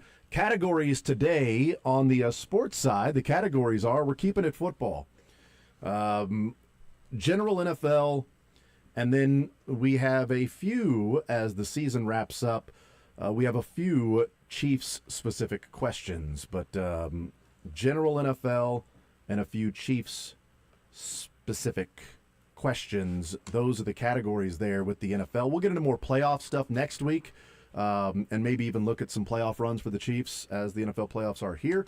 But we'll go NFL and Chiefs today. Sterling, what about on the leisure side? We have potpourri. Yeah. Potpourri. Oh. We have slogans. Redid some more slogans. And we'll do the favorite, riddles. Okay. There you go. Riddles. I am ready to play. Sterling, you good? Yes. Michael? Let's do it. You know what? Refreshed, charged up, batteries recharged. Michael's ready for this, man. We are ready. 913-381-0810 to the phone lines we go. We bring in Cajun, leading us off in a little sports or leisure. Cajun, what side would you like to start with, sir? The sports side or the leisure side? Oh, Cajun, turn down the radio. Cajun, come on. Oh, Cajun, what you doing? What are you doing? What are you doing, Cajun? Hold on, let me come sit down, man. I want to check in with you first. Come on. I'm in my kitchen, man. I'm cooking some chicken soup. Does it have some Cajun spices? Where am I at? Here Got that I am. Creole? There we go. Hey, whoa. You got that Creole spicing going on with the Bro, chicken it's soup? a traditional chicken noodle soup that would be the best thing you ever ate. Okay. You gotta drink it like And that. unless maybe you've been to New Orleans into like Galatoire's or Bruno's or something, that might be better than mine. No, I have not, but man, I'm interested. You And had me at Sterling is the soup man, isn't he? Sterling likes some soup. I'm a soup connoisseur, yes. That is Well, correct. you know, Cajun. I make mine with homemade stock, and I clarify the broth with egg whites and shells to make consomme, and I strain it through ultrafine cheesecloth. And I season it with nothing but salt and pepper. I do what my mom does. I don't know, but she uses bones of Progressive. like chicken. No, Progressive, she does that's what it homemade. is? She does like the bone broth and like Yes. it's like a. I do what my mom does. She gets like a ham hock and I open up the can and then I pour it in and I turn the thing on and we're good to go. Ham hock don't belong in no, chicken not soup. chicken noodle soup. That's different. That was different one she made. She made some like beans yeah. and bean soup. Yeah, oh, man, bean bean soup. Oh, that was Get great. Red bean soup. Yeah, we're a big soup family. Yeah, my wife Oh, bro, I loves could- soup season, and I could make some money if you wanted to buy some, bro. Because if I tried to, it's like crack. The first one's free. first, I just want to taste, man. I just want to taste the little chicken noodle soup. You Come on, man. yeah, no taste, Just a man. little- just a You little wanna bring taste. a little taste? I bring a little taste. All right, what side do you want to start with, brother? Leisure, of course. All right, we have riddles, we have slogans, and we have potpourri. Oh, potpourri's back. Let's do that. All right, potpourri. What alcoholic beverage is made from juniper berries? Slow gin. It is. Oh, nice. There you go. Well done. I was a bartender too, my friend. Oh, wow. Yeah, right up his alley, huh? You're asking him an I'm alcohol more question? of a Oof. fan of Cold Gin by the band Kiss. Okay, cool. You know what? During Lent, I used to quit drinking vodka and would drink slow gin as my penance. You know what? That is so smart during Lent to give up one. You know, during Lent when I would give up pop, that was so dumb just to give up gin. I should have given up. I'll give up Dr Pepper. You give up pop, but you drink soda, like as you're an adult. We call it soda. No, you don't call it soda. Are you from the East Coast there, brother? I'm from around here. We call it pop there, We brother. call it Coke. You call everything Coke. No, you don't. Yeah. You're right. We did on the bayou. Everything was Coke. Right, on the bayou, different areas. In the East Coast, you call it soda. And some people call it Pop cold around here. drink.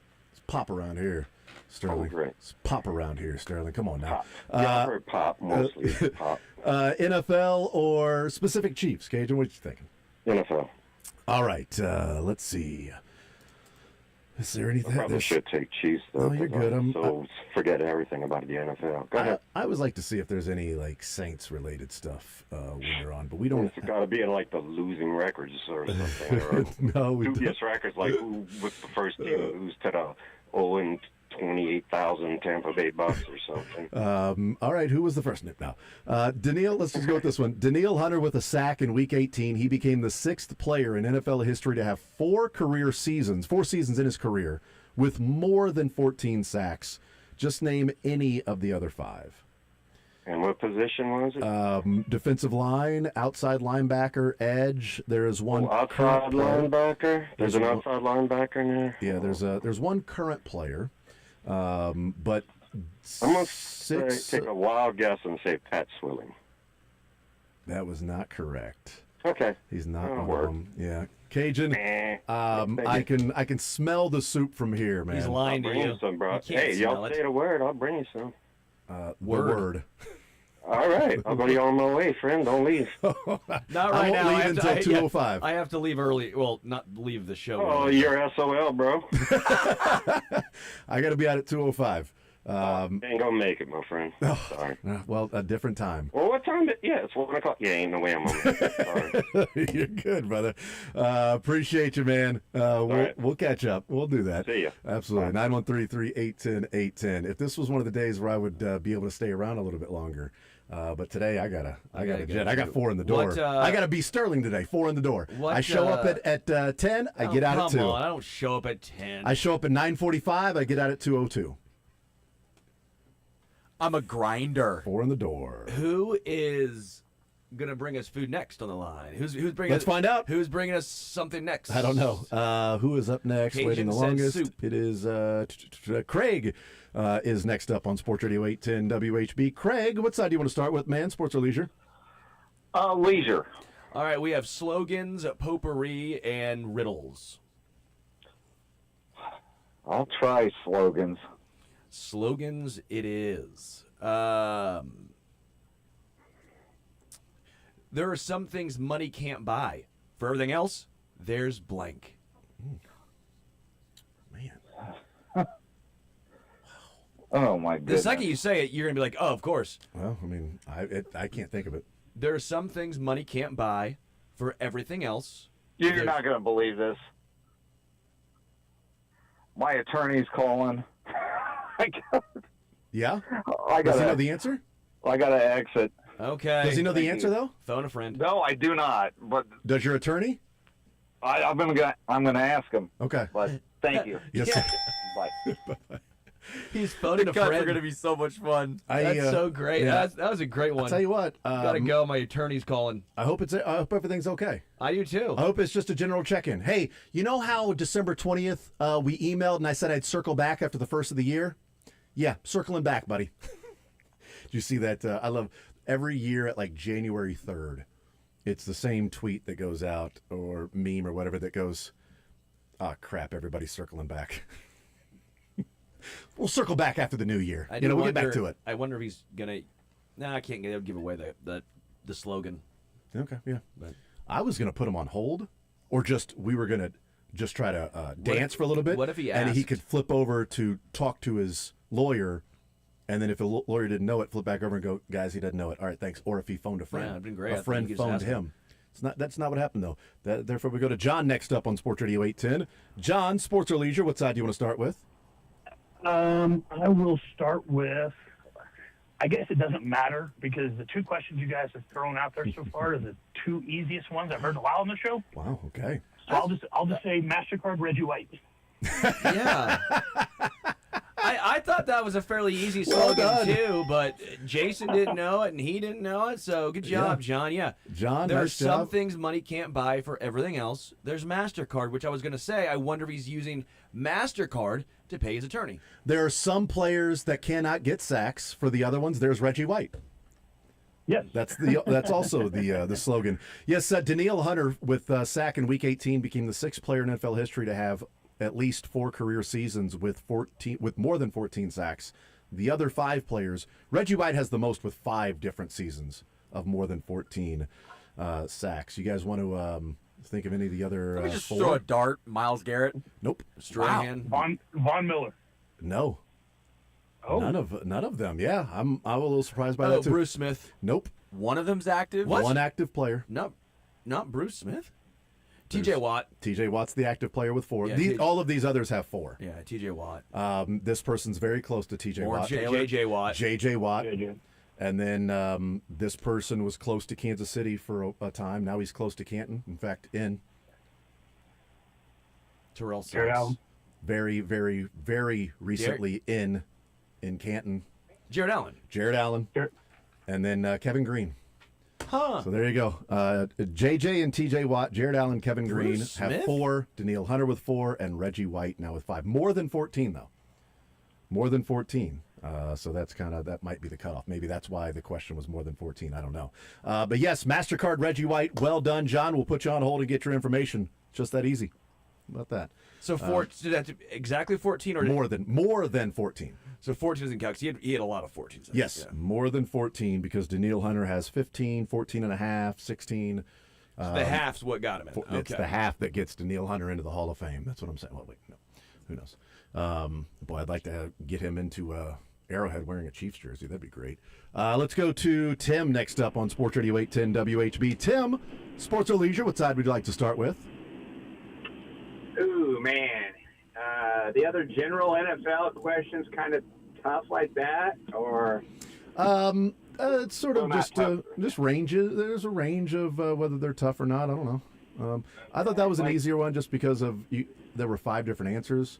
The answers weren't Well, exactly yeah. the most obvious, but yeah. So that's why I just let all of them. And you said there's a few just general Chiefs or They're- playoff Chiefs? The general Chiefs, mainly based on the season wrapping up and what players did and records and things like that. General Chief was my father. I'm Sergeant Chief. That's right. Yep. Let's go with that one. Chiefs. All right, Lieutenant Chief.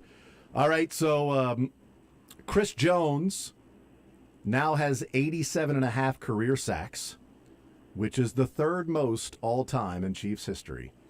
Who are the top 2? Sacks. I'm thinking it was one I wanted to answer as an outside rush on that previous question from the outside backer position, but That's one of you them. know, A little free space. gotta be DT. Well, that's one of them. He's number 1 with 126 and a half. Both of them? Yeah, because that was the free space. That's the George Brett of. Was that, I see. I said name both yeah, because it's like DT's number 1, so Yeah. And by the way, this Was person it a is fellow Husker friend of mine? no, nope, Okay. nope, not at all. Okay. Well, How many sacks did he have? in case- 2 more than Chris Jones. He's at 89.5 in his career. Chris Jones at 87.5. And the other guy on that previous list, he didn't play with the Chiefs long enough, really, No. though, I don't think. Nope, he did not play long enough to be in this mix. Not at all. Okay, so let's see. So we're going back to the glory days, I bet. Not necessarily. We're just going back to somebody that sacked the quarterback and played a long time in Kansas City, Right. and maybe his entire career. Yeah. Maybe still hanging out in Kansas City. Oh, Tom Ali. Yeah, maybe we still see him at training camp. That's right. Tom Bahatley, 89.5. Chris Jones, 87.5. I was wondering if it was going to I'm be. feeling a bit dense today. today. I need another coffee or something. That's all good. I was wondering Neil That's Smith. Neil Smith's close, I think. I think he's 80 something. Yeah. I've not looked. I saw the two that were ahead of Chris Jones. That's just the sports, right? Have we done leisure side? That is correct. We've not done Yeah, I leisure. think I got the MaStERCard one right. But No, that's not true. Over to leisure. Timbo. I did. I did. But, last time I got burned on slogans when I questioned myself with the right answer and everything with the Pepsi one. Yeah. So I'm a little leery to go back.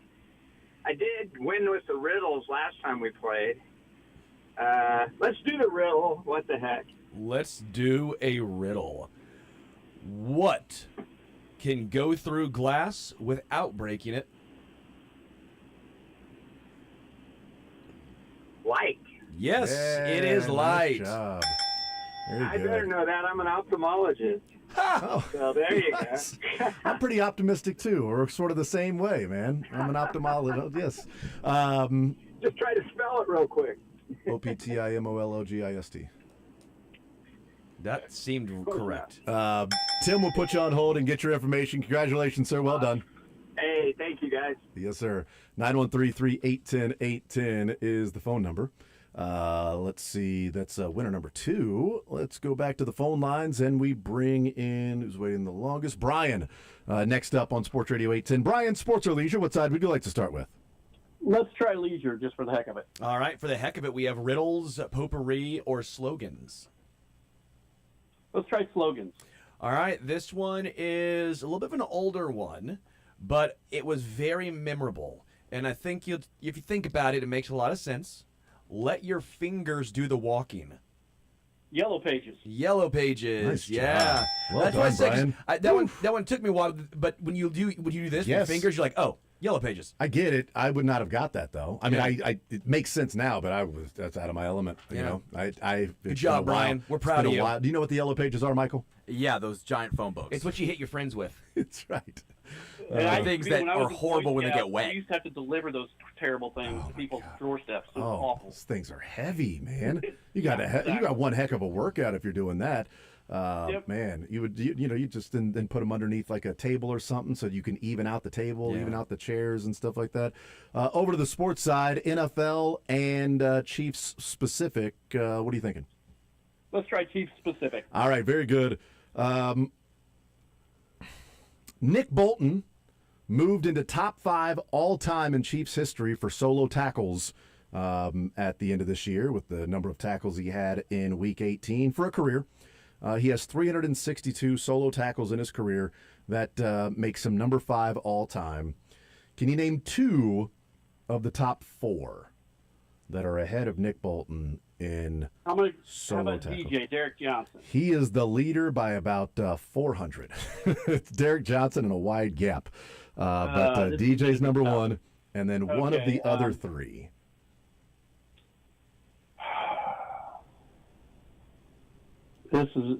I'm going to just, what about good old Donnie Edwards? He is number 2. Nice job, dude. You got 1 and 2. Well done. Number 1 and number 2. Donnie Edwards was number 2. Sterling, you want to throw a dart? 3 and 4 ahead of Nick Bolton, who's number 5. I will tell you, don't look linebacker or traditional like Derek Johnson, Donnie Edwards, Nick Bolton linebacker. Deron Cherry, maybe. Safety. You're talking tackles, right? Solo tackles. Deron Cherry? These guys played really close to the line. Huh. So then you would be talking about Buck Buchanan. Nope. Now, some of these like official stats and things like that. Yeah, that might be. I'll just tell you for the sake of time because I know we got to go to break. Anthony Hitchens and Ben Neiman. Thank you. Damn it, I didn't think you would It get was Ben actually Neiman. Damian Wilson. I didn't think you'd get Sorensen. How did you get Dan Sorensen? No. Number 4 all time is Derek Thomas with 420. Oh, that's surprising. Number 3, Tamba, 460. So Tamba. So Yeah, I it's would've thought of DJ, that. Donnie, Tamba, DT, and now Nick Bolton. I would have thought more traditional linebackers or even because a lot safeties a lot of times get. So I was like maybe Deron Cherry played a long time. Yep. So that's the That's those tough. leaders in solo tackles. That is a winner, right? That's a winner. That's a winner. Brian, we'll put you on hold and get your information. Congratulations, sir. Thanks, guys. Absolutely. And if we lose your information, we'll just go through the white pages, and we'll find it. Yellow Are you listed? Pages. Is he listed or It's not? The Yellow Page is a business. Yeah, I know, but if we lose his information that he's a winner, then we'll still use. No, we're going to call his business. Okay, my bad. We're going to call every business and say, Okay. is this where Brian works? Okay, well, there are some businesses you might be able to call that you can listen to coming up next. You're in the zone with Jason Anderson on Sports Radio 810 WHB. Ready for action, basketball fans? BetMGM, an authorized gaming partner of the NBA, is giving players another reason to hit the court this season. BetMGM is adding extra excitement to every basket, every slam dunk, and every buzzer-beating shot with special promotions, new features, and more. Log in throughout the season to find odds boost tokens, no sweat tokens, and same-game parlay boost tokens in your account to amplify your winnings. Enjoy enhanced product features like dark mode, too. We have lots in store between now and when the new champions are crowned. So log in to BetMGM, an authorized gaming partner of the NBA, all throughout the basketball season to see what's new. BetMGM and GameSense remind you to play responsibly.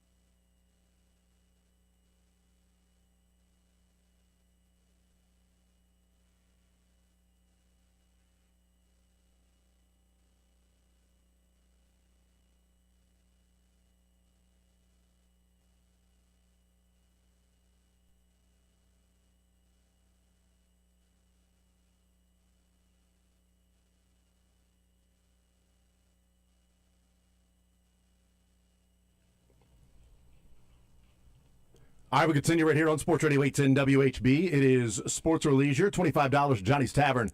It's on the line. That's what we're playing for in Sports or Leisure.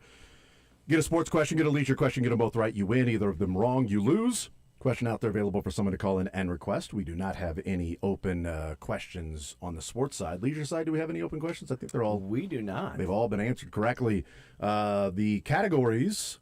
On the sports side, NFL, and then we have, after that first segment, one general or one specific Chiefs question left. We had plenty of general NFL questions left, but one specific Chiefs question left on the sports side. Leisure side, what are the categories? We have riddles, we have slogans, and we have potpourri. All right, Potpourri. there you go. $25 to Johnny's Tavern, premier sports bar in Kansas City, 10 area locations, including Lawrence and Topeka. That is what we are playing for, $25 to Johnny's Tavern. Let's go to, next up is Ryan, 913-3810810. Ryan, what side would you like to start with, sports side or the leisure side? Let's go with the leisure side. All righty, riddles, slogans, or potpourri? Slogans. Slogans. Kills bugs dead.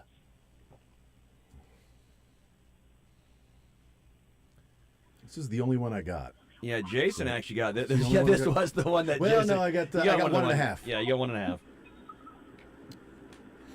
But Jason did get this one. You cannot let Jason be the one that gets it, not come you. on, That's man. bad. There's no way. There's no way. I believe in you. Come on. What kills bugs dead? It's the main thing that's going to kill bugs dead. It's true. And it's not my shoes. No. Oh, what if it was like Nikes or something? Pretty good. Timberlands. Adidas. Reebok. I believe in you. Kills bugs dead.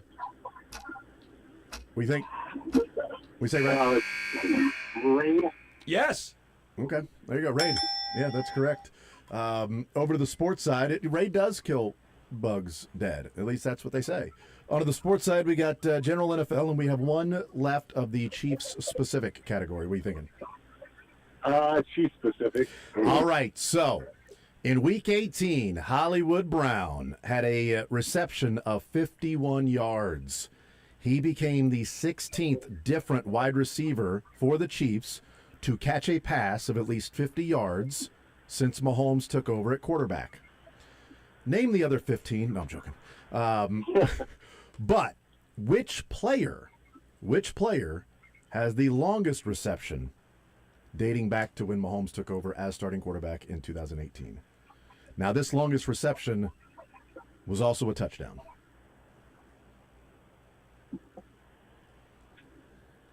I mean, I'm just going to take a stab and go to Tyreek just because of all of his long touchdowns. Tyreek is up there, but he doesn't have the long with reception. I'll give you one more guess because Tyreek was the obvious one, but I'll give you one more guess. I'll just say it was a pretty significant, it was regular season, but still a pretty significant touchdown pass.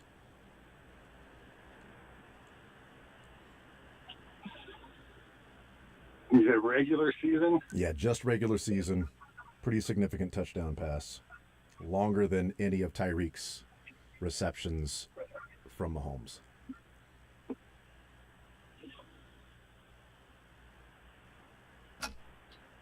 Do you know this, Sterling?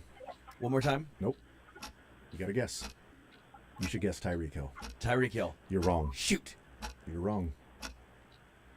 I feel like, I don't know, Tony Gonzalez maybe standing out. Go with him. No, it was not. Ryan, thank you for playing, man. I appreciate it, brother. 913-3810810. To the phone lines we go. I don't want you to answer who you think it is now because that question is out there, Sterling. So you can no longer play the game. That'd be a raid. Oh, okay. I'd kill that question dead. Kills questions dead. Is that right? Sterling. Sterling Stamps. Kills favorites dead. Go Underdogs. Scott next up on Sports Radio. Although you got the underdog tonight with Ole Miss. Scott, Sports or Leisure, what side do you want to start with? Hey, guys. Good afternoon. And to you as well. Let's go with leisure first. Slogans. Slogans. We try harder. Yeah. Crap. That's actually what it was. Crap. We try harder. Crap. You can picture it, can't you? We try harder. Oh, I thought you meant crap. What are you talking about? We try harder. Is it the original SEC slogan? This was, it's the original before they went to Just Means More. We try harder. This is a company that you might see. I am out on this one. I'll go ahead and say it because I think this was a little tougher. But once you hear, at least I remember this one very, very well.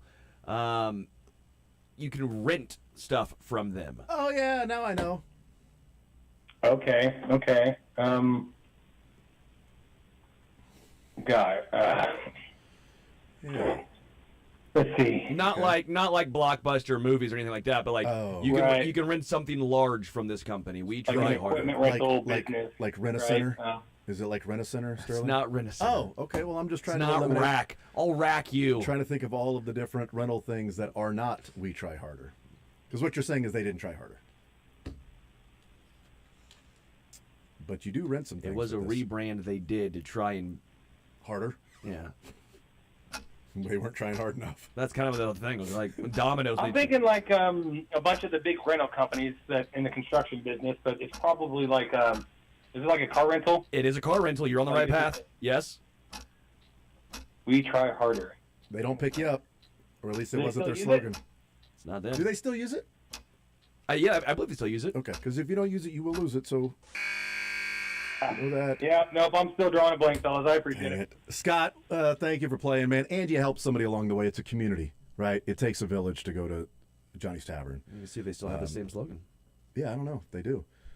But they do not have the slogan of they'll pick you up. So it's not that one. Or going pro in something besides sports. It's not that one either. Let's go. No, they stopped it in 2012. It was there for 50 years. 50 years. That's a lifetime. A lifetime. Kevin Harlan told me that. Cody, sports or leisure, what side do you want to start with? Let's go sports. All right, we've got general NFL, and we have the one question out there in Chiefs specific on the longest reception in the Mahomes era. Let's hit the Chiefs. All right, so Hollywood Brown, 51-yard catch in the game. He became the 16th different wide receiver to catch a pass of at least 50 yards since Mahomes became the starting quarterback, even though it was from Shane Bichelle. Which player has the longest reception dating back to 2018? This was also a touchdown, and the hint we gave was it was a pretty significant touchdown, regular season only. I want to say Kareem Hunt. Kareem Hunt had a longer one. I think it was like 67 or something like that, 70 yards, 70 yards. That was still roughly 20 yards away from the longest reception. One more time the question. Essentially, since Patrick Mahomes became the starter, who's got the longest reception? Oh, so it's not Mark Bo Richter. It is not. No, it's not Mark Bover. He's Mr. 99. Yeah. He would have that one. But Hollywood had a 51-yard catch, became the 16th wide receiver since Mahomes took over to have a 50-yard reception, at least one. Or just player overall. We'll give you one more guess because you were holding a while. What about Robertson? Robinson, sorry. Are you thinking of DeMarcus? Yeah. That's correct. Wow, nice. It is DeMarcus Robinson. Do you know what touchdown? The pretty significant touchdown. Do you remember, Sterling? I don't off the top of my head. I didn't even see the sheet, and I knew. It was the 50th touchdown pass of the season for Mahomes, the 89-yard touchdown against the Raiders. Oh, Where he backpedals into the end zone. Yes, he backpedaled 89 yards to DeMarcus Robinson for the 50th touchdown and eclipsing 5,000 yards. I don't know why I don't remember that being DeMarcus Robinson. I just don't remember it being him. Yeah, eclipsing 5,000 and the 50th touchdown, 89 yards, and still the longest reception since Mahomes took over. Over to leisure with Sterling. Slogans, potpourri, or riddles? Let's stroll slogan. All right, we have that one out. If you want that one that is We Try Harder, which was down to a car rental company, or we can do a fresh one. I remember those commercials. It's Avis. Nice job. It is Avis, yeah. Avis, they do try harder. Right until 2012, then they stopped. Then they stopped. Harder. Now it's like it's your space. But yeah, for 50 years, it was We Try Harder. How about that? Very good. We'll put you on hold, get your information. Congratulations, sir. Well done. All right, 913-3-810-810.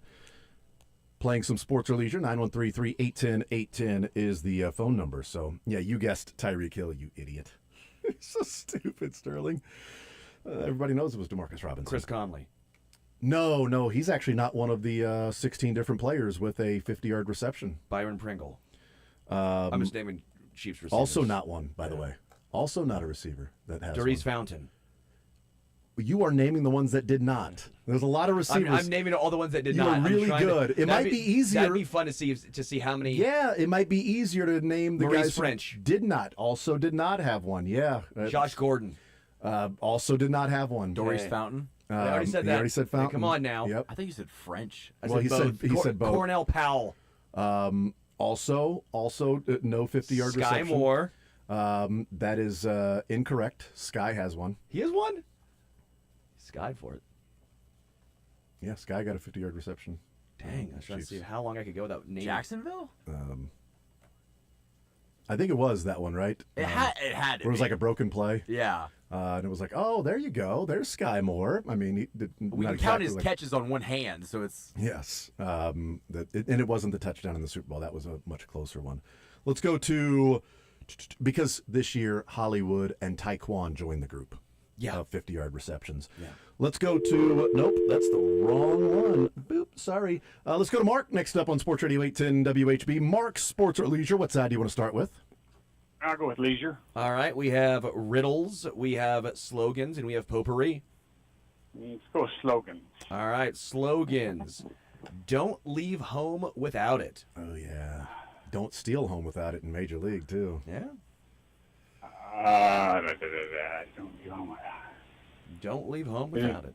Literally, I think the only reason I know it is because of Willie Mays Hayes in the commercial in Major League. Something. Don't leave home without it. Is it a credit card? It is correct. You are correct. Okay. But that's part of it, yeah. But you need to. You need a specific one? Yep. Yeah. Okay. It's not. Let's see. You got to be quick. Oh, I see. Yeah, right. Yeah. That's a good hint. Oh, American Express. Nice job. there we go, yeah. Don't steal home without it. Yeah. Nice Right. job. American Express. Over to the sports side, we have general NFL questions remaining. We have no questions out there that we have not gotten an answer to yet. So everything will be fresh in general NFL. Let's go that route. Here we go. Sean Payton became the 5th coach all time to lead 2 different teams to a number 1 seed, or 2 different franchises to a number 1 seed. Who is the only coach to take 3 different franchises to a number 1 seed?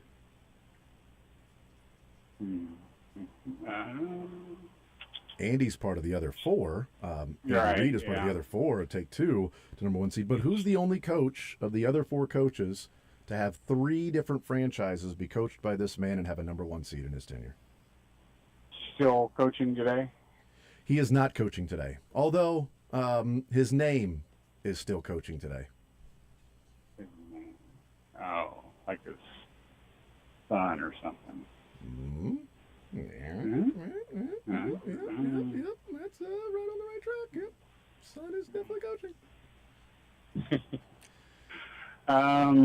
Very close to the area. No.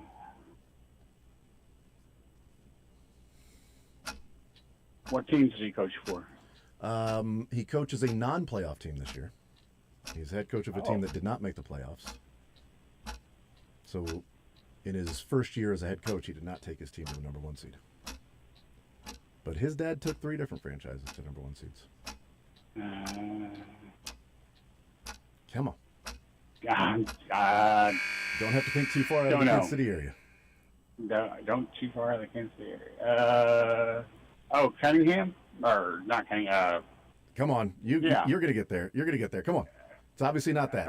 Come on. No. No, come on. Schottenheimer. Yeah, there we go. Marty. Yeah. Schottenheimer. Yes, the Browns, the Chiefs, the Chargers, number 1 seeds. Yeah. And his son with the Dallas Cowboys, not a number 1 seed so Right. far this year. That is a winner, though, right? Because American Express and Marty Schottenheimer. We'll put you on hold, Mark, and get your information. Congratulations, sir.